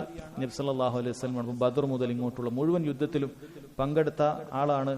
ആ മുആദ് യമനിലേക്ക് പോയതിനു ശേഷം പിന്നീട് നബി സല്ലല്ലാഹു അലൈഹി വസല്ലമയെ കണ്ടിട്ടില്ല. ആ രൂപത്തിലാണ് നബി സല്ലല്ലാഹു അലൈഹി വസല്ലം വസിയത്ത് കൊടുത്തത് എന്ന് നമുക്ക് ഹദീസിൽ കാണാൻ സാധിക്കും. നീ ഇനി വരുമ്പോൾ എന്റെ ഖബറിന്റെ അരികിലൂടെ ആയിരിക്കും നീ ഒരു പക്ഷെ പോകുക എന്നൊക്കെ രൂപത്തിൽ നബി സല്ലല്ലാഹു അലൈഹി വസല്ലം അദ്ദേഹത്തിന് ഒരുപാട് വസിയത്തുകൾ കൊടുത്തു എന്ന് കാണാൻ സാധിക്കും. നബി സല്ലല്ലാഹു അലൈഹി വസല്ലം മുആദിനെ റളിയല്ലാഹു അൻഹു യമനിലേക്ക് ദഅവത്തിന് വേണ്ടി പറഞ്ഞയക്കുകയാണ്. കാരണം യമൻ അന്ന് ഫത്ഹായിട്ടില്ല, യമൻ ഇസ്ലാമിക രാജ്യമായിരുന്നില്ല. യമനിൽ അന്ന് നസാറാക്കളാണുള്ളത്. അങ്ങനെ മുആദിനെ ദഅവത്തിന് വേണ്ടി പറഞ്ഞയക്കുകയാണ്. മുആദ് റളിയല്ലാഹു അൻഹുവിനെ അയച്ചത് അദനിലാണ് എന്ന് കാണാൻ സാധിക്കും. അബൂ മൂസൽ അശ്ശരി റളിയല്ലാഹു അൻഹു സൻഅയിലേക്കാണ്. യമനിലെ 2 സ്ഥലങ്ങളാണ്. അവിടേക്കാണ് നബി സല്ലല്ലാഹു അലൈഹി വസല്ലം അയച്ചത് എന്ന് കാണാൻ സാധിക്കും. പിന്നീട് അബൂബക്കർ റളിയല്ലാഹു അൻഹുവിന്റെ ഖിലാഫത്തിന്റെ സമയത്താണ് മുആദ് തിരിച്ചെത്തുന്നത്. പിന്നീട് ഉമർ റളിയല്ലാഹുവിന്റെ കാലഘട്ടത്തിൽ ഉമർ റളിയല്ലാഹു ഷാമിലേക്ക് പറഞ്ഞയക്കുകയുണ്ടായി. പിന്നീട് ഷാമിൽ അവിടെ ഒരു പ്ലേഗ് രോഗം, അംവാസിൽ വന്ന ഒരു പ്ലേഗ് രോഗത്തിലാണ് മുആദ് ബിൻ ജബൽ റളിയല്ലാഹു അൻഹു അദ്ദേഹത്തിന്റെ 34-ാമത്തെ വയസ്സിൽ മരണപ്പെടുന്നത് എന്ന് കാണാൻ സാധിക്കും. അപ്പോൾ മുആദ് ബിൻ ജബൽ റളിയല്ലാഹു അൻഹുവിനെ യമനിലേക്ക് പറഞ്ഞയക്കുന്നു. എന്നിട്ട് പറഞ്ഞു, ഇന്നക സതഅതി ഖൗമൻ അഹ്ല കിതാബ്, നീ അഹ്ലു കിതാബിന്റെ അടുക്കലേക്കാണ് പോകുന്നത്. എന്തുകൊണ്ടാണ് ഇത് പറയുന്നത്? പണ്ഡിതന്മാർ ഇത് ഒരുപാട് ഫായിദ പറഞ്ഞിട്ടുണ്ട്. കാരണം നമ്മൾ ആർക്കാണ് ദഅവത്ത് നടത്തുന്നത്, ആരോടാണ് സംസാരിക്കുന്നത് എന്നുള്ളത് വളരെ വ്യക്തമായി അറിയേണ്ടതുണ്ട്. എല്ലാ ആളുകളോടും ഒരേപോലെ അല്ല സംസാരിക്കേണ്ടത്. ആരോടാണ് സംസാരിക്കുന്നത്? അഹ്ലുൽ കിതാബിനോട് സംസാരിക്കുന്നത് പോലെയല്ല നമ്മൾ മുസ്ലിമീങ്ങളായ ആളുകൾക്ക് ദഅവത്ത് നടത്തുമ്പോൾ സംസാരിക്കുക. മാറ്റം ഉണ്ടാവും. യുക്തിവാദികളോട് സംസാരിക്കുന്ന പോലെ ആയിരിക്കില്ല. അതല്ലാത്ത സാധാരണ ദീനിൽ നിന്നും പിഴച്ചുപോയ മറ്റ് വിഭാഗത്തോട് സംസാരിക്കുന്നു. ഓരോരുത്തരും അവരോട് സംസാരിക്കേണ്ട രീതി, കാര്യങ്ങൾ ഒരുങ്ങേണ്ടതുണ്ട്. ഇപ്പൊ ഒരു ദായി അതിനുവേണ്ടി ഒരുങ്ങേണ്ടതുണ്ട്. അതിനാണ് നബി സല്ലല്ലാഹു അലൈഹി വസല്ലം വ്യക്തമായി ഇത് പറഞ്ഞു കൊടുത്തത് എന്ന് പണ്ഡിതന്മാർ വിശദീകരിച്ചിട്ടുണ്ട്. ഇന്നക സതഅതി ഖൗമൻ അഹ്ല കിതാബ്. ഈ അഹ്ലു കിതാബിന്റെ അടുത്ത കിതാബ് ഇറങ്ങിയ ആളാണ്. മക്കയിലെ മുശ്രിക്കുകളെ പോലത്തെ ജാഹിലീങ്ങളല്ല. കിതാബ് ഇറങ്ങിയതുകൊണ്ട് തന്നെ ശരീഅത്തിന്റെ പല നിയമങ്ങളും അവർക്ക് അറിയുണ്ടാകും. അപ്പൊ ആ രൂപത്തിൽ ഒരുങ്ങി നമ്മൾ കാര്യങ്ങൾ പറയണം. അവരുടെ അടുത്ത് പല തെളിവുകളും അവരുടെ അടുത്തുണ്ടാവും. അപ്പൊ അതിന് കവച്ചു വെക്കാൻ പറ്റുന്ന തെളിവുകളും നമ്മുടെ കയ്യിൽ ഉണ്ടാകണം എന്നർത്ഥം. فإذا جئتهم فادعوهم إلى أن يشهدوا أن لا إله إلا الله وأن محمد رسول الله. നീ അവരുടെ അടുക്കലേക്ക് ചെന്നാൽ നീ അവരെ ക്ഷണിക്കേണ്ടത് ഇല അൻ യശ്ഹദു അൻ ലാ ഇലാഹ ഇല്ലല്ലാഹ് വഅന്ന മുഹമ്മദ് റസൂലുള്ളാഹ്. ലാ ഇലാഹ ഇല്ലല്ലാഹ് മുഹമ്മദ് റസൂലുള്ളാഹ് എന്നതിലേക്കാണ് ആദ്യം ക്ഷണിക്കേണ്ടത് എന്നാണ് പറയുന്നത്. അല്ലെ, ദഅവത്ത് ആരംഭിക്കേണ്ടത് എങ്ങനെയാണ് എന്ന് ആരെങ്കിലും ചോദിക്കുകയാണ് എങ്കിൽ, ഇനി അതല്ല ഒരു വിഭാഗത്തിന്റെ ദഅവത്ത് ശരിയായ രീതിയിലാണോ എന്ന് നമുക്ക് നോക്കണമെങ്കിൽ ഈ ഹദീസുള്ളത് നോക്കിയാൽ മതി. അവരാദ്യം ഏത് കാര്യത്തിലേക്കാണ് ക്ഷണിക്കുന്നത്, അവരാദ്യം ഏത് കാര്യത്തിലേക്ക് ക്ഷണിക്കുന്നു നോക്കിയാൽ മതി. ലാ ഇലാഹ ഇല്ലല്ലാഹ് മുഹമ്മദ് റസൂലുള്ളാഹിലേക്കാണോ അവർ ക്ഷണിക്കുന്നത്? അതല്ല രാഷ്ട്രീയത്തിലേക്കാണോ? അതല്ല അള്ളാഹുവിന്റെ റുബൂബിയത്ത് മാത്രം പറയുന്ന രൂപത്തിലേക്കാണോ? അതല്ല അതേപോലെയുള്ള മറ്റെന്തെങ്കിലും ഭൗതികമായ മുസ്ലിങ്ങൾക്ക് ഉണ്ടാകേണ്ട ശാക്തീകരണത്തെക്കുറിച്ചും മറ്റുമൊക്കെയാണോ? ലാ ഇലാഹ ഇല്ലല്ലാഹ് മുഹമ്മദ് റസൂലുള്ളാഹി അവർ പറയുന്നില്ലേ? അതവരുടെ പ്രഥമ പ്രബോധന മാർഗമായി രീതി അവർ സ്വീകരിക്കുന്നില്ല. നമുക്ക് വ്യക്തമായി മനസ്സിലാക്കാൻ സാധിക്കും അവർ ഹക്കിന്റെ ആളുകളെ അല്ല, സത്യത്തിന്റെ ആളുകളല്ല എന്ന് മനസ്സിലാക്കാൻ സാധിക്കും. ഒരു ഭാഗത്തോട് ദഅവത്ത് നടത്തുമ്പോൾ ആദ്യമായി നടത്തേണ്ടത് ലാ ഇലാഹ ഇല്ലല്ലാഹ് മുഹമ്മദുൻ റസൂലുള്ളാഹ്, അഥവാ നീ അല്ലാഹു അല്ലാതെ മറ്റൊരാളെയും ആരാധിക്കാൻ പാടില്ല, ആരാധനക്ക് അർഹൻ അല്ലാഹു സുബ്ഹാനഹു വ തആല മാത്രമാണ് എന്നറിയിക്കുന്ന ലാ ഇലാഹ ഇല്ലല്ലാഹയാണ് പറയേണ്ടത് എന്ന് പറഞ്ഞു കൊടുക്കുകയാണ്. അമ്പിയാക്കൾ മുഴുവൻ അതാണ് പറഞ്ഞിട്ടുള്ളത്. വലഖദ് ബഅസ്നാ ഫീ കുല്ലി ഉമ്മത്തിൻ റസൂലാ അൻ യഅ്ബുദുല്ലാഹ വജ്തനിബുത് താഗൂത്ത്. മുഴുവൻ അമ്പിയാക്കളെയും അല്ലാഹു സുബ്ഹാനഹു വ തആല ഓരോ ജനവിഭാഗത്തിലേക്കും അയച്ചിട്ട് ആദ്യമായി അവരോട് പറഞ്ഞത് അൻ യഅ്ബുദുല്ലാഹ വജ്തനിബുത് താഗൂത്ത്. ലാ ഇലാഹ ഇല്ലല്ലാഹ് അല്ലാഹു അല്ലാതെ ആരാധനക്ക് അർഹനില്ല, അവനെ മാത്രം നിങ്ങൾ ഇബാദത്ത് ചെയ്യണം, അവന് പുറമെ ആരാധിക്കപ്പെടുന്ന മുഴുവൻ ഇലാഹുകളെയും നിങ്ങൾ നിഷേധിക്കണം. ഇതാണ് പറഞ്ഞു കൊടുത്തിട്ടുള്ളത്. ഇതേ കാര്യം തന്നെയാണ് നബി സല്ലല്ലാഹു അലൈഹി വസല്ലം സ്വഹാബികൾക്കും നിർദ്ദേശിച്ചു കൊടുക്കുന്നത്. ഇത് തന്നെയാണ് ലോകത്തുള്ള മുഴുവൻ ആളുകൾക്കും ആദ്യം പഠിക്കേണ്ടതും ആദ്യം ദഅവത്ത് നടത്തേണ്ടതും. അത് ലാ ഇലാഹ ഇല്ലല്ലാഹ് എന്ന കാര്യത്തെ കുറിച്ചിട്ടാണ്. അതിനുശേഷം എന്താണ് പറഞ്ഞിട്ടുള്ളത്? ഫഇൻഹും അതാഉ ലക ബിദാലിക്, അവർ ഈ വിഷയത്തിൽ നിന്നെ അനുസരിക്കുകയാണ് എങ്കിൽ ഫഅഖ്ബിർഹും അന്നല്ലാഹ അസ്സ വജൽ ഖദ് ഫറദ അലൈഹിം 5 സ്വലവാത്തിൻ ഫി കുല്ലി യൗമിൻ വലൈല. ലാ ഇലാഹ ഇല്ലല്ലാഹ് മുഹമ്മദ് റസൂലുള്ളാഹി അംഗീകരിച്ചു മുസ്ലിമീങ്ങളായാൽ ശേഷം അടുത്തത് പറഞ്ഞാൽ മതി. കാരണം ബാക്കിയുള്ള അമലുകൾ അള്ളാഹു സ്വീകരിക്കണമെങ്കിൽ നീ മുസ്ലിം ആയിരിക്കണം. മുസ്ലിം അല്ലാത്തവനോട് നമ്മൾ നിസ്കരിക്കാൻ കൽപ്പിക്കുകയില്ല, സക്കാത്ത് കൊടുക്കാൻ കൽപ്പിക്കുകയില്ല, റമളാനിൽ നോമ്പെടുക്കാൻ കൽപ്പിക്കുകയില്ല, കാബയിലേക്ക് നമ്മൾ പ്രവേശിപ്പിക്കുകയുമില്ല. പക്ഷെ അതിന്റെ അർത്ഥം അവർക്കിതൊന്നും ചെയ്യേണ്ടതില്ല എന്നുള്ളതല്ല, മറിച്ച് അവർക്കിതെല്ലാം ബാധ്യതയാണ്. ഇതൊക്കെ ഉപേക്ഷിക്കുന്നതിന്റെ പേരിൽ അവർക്ക് ശിക്ഷ നാളെ ഉണ്ട്. മുസ്ലിമിന് ഉപേക്ഷിച്ചാൽ ശിക്ഷ കിട്ടുമെങ്കിൽ കാഫിറിന് എന്തായാലും ഉണ്ട്. പക്ഷെ അവൻ ചെയ്താൽ അള്ളാഹു സ്വീകരിക്കുമോ? ഇല്ല. അപ്പൊ അവൻ എന്ത് ചെയ്യണം? അവൻ ലാ ഇലാഹ ഇല്ലല്ലാഹ് മുഹമ്മദ് റസൂലുള്ളാഹ് അംഗീകരിക്കണം. അത് അംഗീകരിച്ചിട്ട് എന്ത് ചെയ്യണം? നിസ്കരിക്കണം. അപ്പൊ ബാങ്ക് കൊടുക്കുമ്പോൾ പല ആൾക്കാരും മസ്ജിദിൽ വരാറില്ല, നിസ്കരിക്കാറില്ല. മുസ്ലിം മസ്ജിദിലേക്ക് വരില്ല, നിസ്കരിക്കാറില്ല. അങ്ങനത്തെ ആൾക്കാരുണ്ടല്ലോ. അവർക്ക് ശിക്ഷ കിട്ടൂലേ? കിട്ടും. അപ്പൊ അതിന്റെ അപ്പുറത്ത് അമുസ്ലിമീങ്ങളായ ആളുകളും ബാങ്ക് കേട്ടിട്ട് മസ്ജിദിലേക്ക് വന്ന് നിസ്കരിക്കുന്നില്ലല്ലോ? ഇല്ല, അവർക്കും ശിക്ഷയുണ്ട്. എന്നാൽ അവർ മസ്ജിദിലേക്ക് വന്ന് നിസ്കരിച്ചാൽ അള്ളാഹു സ്വീകരിക്കുമോ? ഇല്ല. അവർ മുസ്ലിമായി അവർ മസ്ജിദിൽ നിസ്കരിക്കണം. കാരണം ഈ ബാങ്കൊക്കെ വിളിക്കുന്നത് എല്ലാവർക്കുമുള്ള വിളിയാണ്, എല്ലാവർക്കുള്ള വിളിയാണ്. ഇത് എല്ലാവർക്കെതിരെയുമുള്ള സാക്ഷ്യമാണ് എന്ന് മനസ്സിലാക്കുക. എല്ലാവർക്കുമുള്ള ദീനാണ് അല്ലാഹു സുബ്ഹാനഹു വ തആലയുടെ ദീൻ. അപ്പോൾ അവരത് അനുസരിക്കുകയാണ് എങ്കിൽ അവരോട് അടുത്തതായി പറയേണ്ടത് ഫഅഖ്ബിർഹും, നീ അവരെ അറിയിക്കുക, അന്നല്ലാഹ അസ്സ വജൽ ഫറദ അലൈഹിം 5 സ്വലവാത്തിൻ ഫി കുല്ലി യൗമിൻ വലൈല, അല്ലാഹു ദിനേന 5 നിസ്കാരങ്ങൾ നിർബന്ധമാക്കിയിട്ടുണ്ട് എന്ന കാര്യം അറിയിക്കുക എന്നുള്ളതാണ്. അപ്പോ ലാ ഇലാഹ ഇല്ലല്ലാഹ് മുഹമ്മദ് റസൂലുള്ളാഹി അംഗീകരിച്ചാലേ അവൻ നിസ്കരിച്ചിട്ട് കാര്യമുള്ളൂ എന്ന് കിട്ടിയല്ലോ. കാരണം അതിനുശേഷം മാത്രമാണ്, അതനുസരിക്കുകയും മാത്രമാണ് ഈ കാര്യം പറഞ്ഞു കൊടുക്കാൻ പറയുന്നത്. അപ്പോൾ ചില ആളുകളാണ് നമ്മുടെ നാട്ടിൽ ഈ ലാ ഇലാഹ ഇല്ലല്ലാഹ് പഠിക്കാത്ത ആളുകളോട് പോയിട്ട് നിങ്ങൾ മസ്ജിദിലേക്ക് വരും, നിസ്കരിക്കുക, അല്ലെ? അങ്ങനെയാണ് അവരുടെ ദഅവത്ത്. നമ്മുടെ നാട്ടിലെ ജമാഅത്ത് തബ്ലീഗ് എന്ന് പറയുന്ന ഒരു പിഴച്ച പ്രസ്ഥാനമുണ്ട്. അവരുടെ ദഅവത്തിന്റെ രീതി അങ്ങനെയാണ്. ഖബറിന്റെ അടുക്കൽ പോയി സുജൂദ് ചെയ്യുന്നവനെ, ഉറുക്ക് കെട്ടിയവന്, ഏലസ് കെട്ടിയവന്, അങ്ങനെയുള്ള സകല രൂപത്തിലുള്ള ഷിർക്ക് ചെയ്യുന്ന ആളുകളായാലും അതൊന്നും പറഞ്ഞു കൊടുക്കൂല. ഉറുക്ക് കെട്ടിയാൽ അവന്റെ നിസ്കാരം സ്വീകരിക്കപ്പെടാതിരിക്കുകയില്ല, കാരണം അത് ഷിർക്കുൻ അക്ബർ അല്ല. ശരി, അവൻ അള്ളാഹു അല്ലാത്ത ആളുകൾ വിളിച്ചു പ്രാർത്ഥിക്കുന്നവനായിരിക്കും, സഹായം തേടുന്നവനായിരിക്കും, ഇസ്തിഗാസ നടത്തുന്നവനായിരിക്കും. ഇവന്റെ അവസ്ഥ എന്താണ്? ഇവൻ ഷിർക്കാണ് ചെയ്തുകൊണ്ടിരിക്കുന്നത്, ദീനിൽ നിന്ന് പുറത്തു വന്ന് ഷിർക്കാണ് ചെയ്തുകൊണ്ടിരിക്കുന്നത്. അപ്പൊ അവന്റെ അമലുകൾ സ്വീകരിക്കപ്പെടണമെങ്കിൽ നമ്മൾ അവനെ കൃത്യമായി ആ ഷിർക്കിൽ നിന്ന് താക്കീത് ചെയ്യേണ്ടതുണ്ട്. അതാണ് ആദ്യം ആരംഭിക്കേണ്ടത് എന്ന കാര്യം മനസ്സിലാക്കുക. അത് അംഗീകരിച്ചാലാണ് നിസ്കാരത്തെക്കുറിച്ച് അവന് പറഞ്ഞു കൊടുക്കേണ്ടത് എന്ന കാര്യമാണ് ഇവിടെ പറയുന്നത്. ഈ ഹദീസിൽ നിന്ന് പണ്ഡിതന്മാർക്കിടയിൽ ഒരു അഭിപ്രായ വ്യത്യാസത്തിന് തീർപ്പ് പറഞ്ഞിട്ടുണ്ട്. അതായത് വിത്തർ വാജിബാണോ അല്ലേ എന്നുള്ള വിഷയത്തിൽ ഒരു അഭിപ്രായ വ്യത്യാസമുണ്ട് അതിൽ സുന്നയുടെ ഇടയിൽ തന്നെ.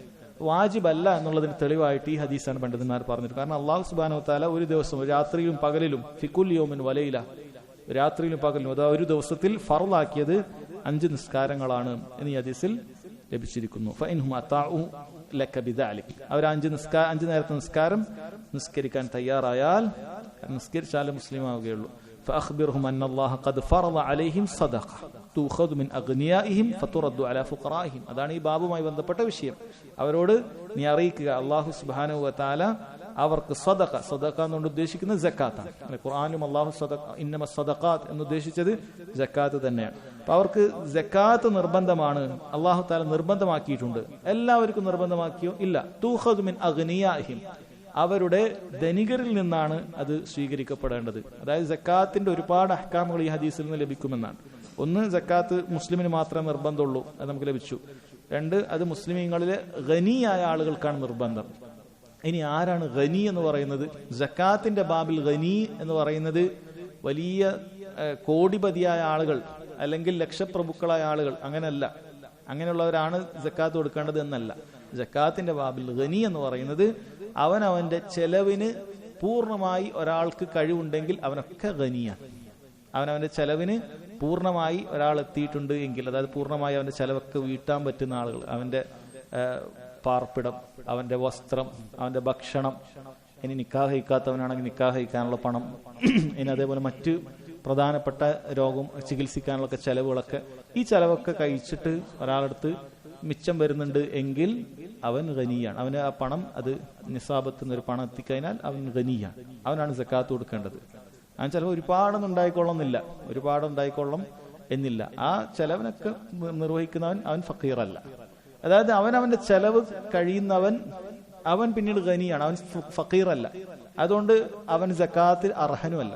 അവൻ സക്കാത്തിന് അർഹന. വേറെ ഏതെങ്കിലും അധ്യായത്തിൽ, വേറെ ബാബിൽ അവൻ കടക്കാരനാവുക, അല്ലെങ്കിൽ അവൻ യാത്രക്കാരൻ ആയിട്ട് യാത്ര മുറിഞ്ഞു പോകുക, അങ്ങനെ സക്കാത്തിന് മറ്റു അർഹതയുണ്ട്. എന്നാൽ ഫക്കീർ മിസ്കീനോ അവനാകാൻ സാധിക്കുകയില്ല. കാരണം ഫക്കീറോ മിസ്കീനോ ആകണമെങ്കിൽ, ഫക്കീർ എന്ന് പറഞ്ഞാൽ അവന്റെ ചെലവിന്റെ പകുതി പോലും എത്താത്ത ആളാണ്. മിസ്കീൻ എന്ന് പറഞ്ഞാൽ ചെലവിന്റെ പകുതിയേക്കാൾ അവനുണ്ട്, പക്ഷെ പൂർണ്ണമായി ചെലവ് വീട്ടാൻ സാധിക്കുകയില്ല. അതാണ് മിസ്കീൻ. അതല്ലാത്ത അവനവന്റെ ചെലവൊക്കെ പൂർണ്ണമായി പാലിച്ചു പോകുന്ന ആളുകളൊക്കെ സക്കാത്തിന്റെ ബാബിൽ ഗനിയാണ്. അവർക്ക് അവരുടെ നിസാബ് എത്തിയിട്ടുണ്ട് എങ്കിൽ, അതിനൊക്കെ ഓരോന്നിനും അതിൻ്റെതായ കണക്കുകളുണ്ട്.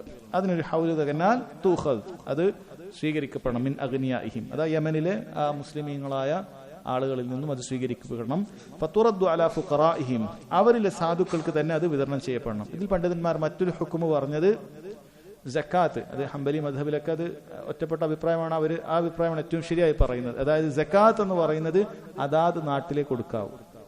അപ്പൊ എവിടെയാണോ നമ്മൾ സമ്പത്തുള്ളത് അവിടെയാണ് സക്കാത്ത് കൊടുക്കേണ്ടത് എന്നാണ് സക്കാത്തിനെ കുറിച്ച് പറയുന്നത്.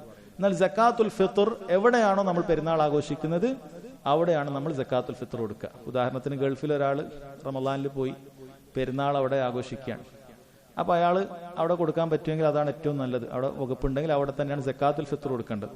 അതേ സമയത്ത് തന്നെ അയാൾക്ക് നാട്ടിൽ സക്കാത്ത് കൊടുക്കാനായാലോ അത് അവിടെ അല്ല കൊടുക്കേണ്ടത്. അയാളുടെ സമ്പത്ത്, അയാളുടെ കച്ചവടവും കാര്യങ്ങളൊക്കെ എവിടെയാണുള്ളത് അവിടെയാണ് സക്കാത്ത് കൊടുക്കേണ്ടത് എന്നാണ് പറയുന്നത്. അപ്പൊ നാട്ടിലാണ് കച്ചവടം ചെയ്യുന്നത് എങ്കിൽ അയാളെ നാട്ടിലാണ് സക്കാത്ത് കൊടുക്കേണ്ടത്. അതിന് ഒരുപാട് ഹിക്മത്ത് പണ്ഡിതന്മാർ വേറെയും പറഞ്ഞിട്ടുണ്ട്. കാരണം ഇയാളെ നാട്ടിൽ കൊടുക്കുന്നില്ലെങ്കിൽ സാധുക്കൾ ധരിക്കും ഇയാൾ ഭയങ്കര പിശുക്കനാണ്, ഒന്നും കൊടുക്കാത്തതാണ്. ആളുകൾക്ക് ഇയാളുടെ സമ്പത്തിനോട് എന്തുണ്ടാകും? ഒരു വെറുപ്പൊക്കെ ഉണ്ടാകും. കാരണം അവിടെ നാട്ടിലാർക്കും കൊടുക്കുന്നില്ല. അപ്പൊ നാട്ടിൽ കൊടുക്കുക എന്ന് പറയുന്നത് അതിന് വലിയ ഹിക്മത്ത് ഒരുപാടുണ്ട്. ഈ ഹദീസിൽ നിന്ന് പണ്ഡിതന്മാർ തെളിവും പിടിച്ചിട്ടുണ്ട്. തൂഖദു മിൻ അഗ്നിയാഇഹിം, അവരുടെ ധനികരിൽ നിന്നും സ്വീകരിക്കുക, ഫതുറദ്ദു അലാ ഫുഖറാഇഹിം, അവരിലെ ഫക്കീറുകൾക്ക് തന്നെ അത് കൊടുക്കുക, അവരിലെ ഫക്കീറുകൾക്ക് തന്നെ അത് കൊടുക്കുക. ഇതിൽ നിന്നും പണ്ഡിതന്മാർ വേറൊരു അഭിപ്രായം കൂടി പറഞ്ഞിട്ടുണ്ട്.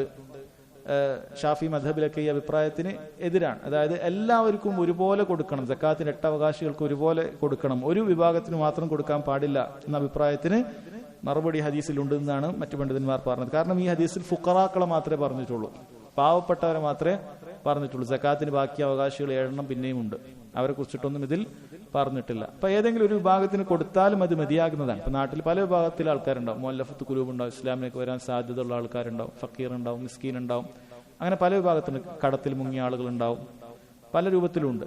അതിൽ ഏതെങ്കിലും ഒരാൾക്ക് കൊടുത്താൽ തന്നെ അത് സക്കാത്ത് ശരിയാകുന്നതാണ്, മതിയായതാണ്. ഇനി എല്ലാവർക്കും വീതിച്ചു കൊടുക്കാൻ മാത്രമുണ്ട് എങ്കിൽ അത് നല്ലതാണ് എന്നും പണ്ഡിതന്മാർ പറഞ്ഞിട്ടുണ്ട്.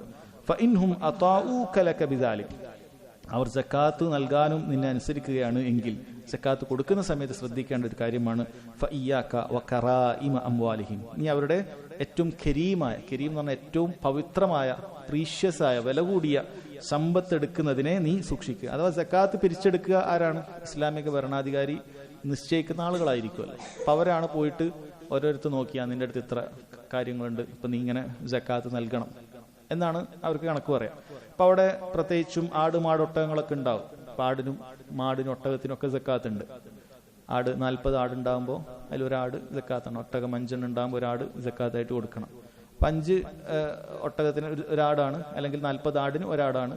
അപ്പൊ ആ എടുക്കുന്ന സമയത്ത് ഏറ്റവും നല്ലൊരാടിനെ തന്നെ അങ്ങനെ നീ എടുക്കാൻ നോക്കണ്ട.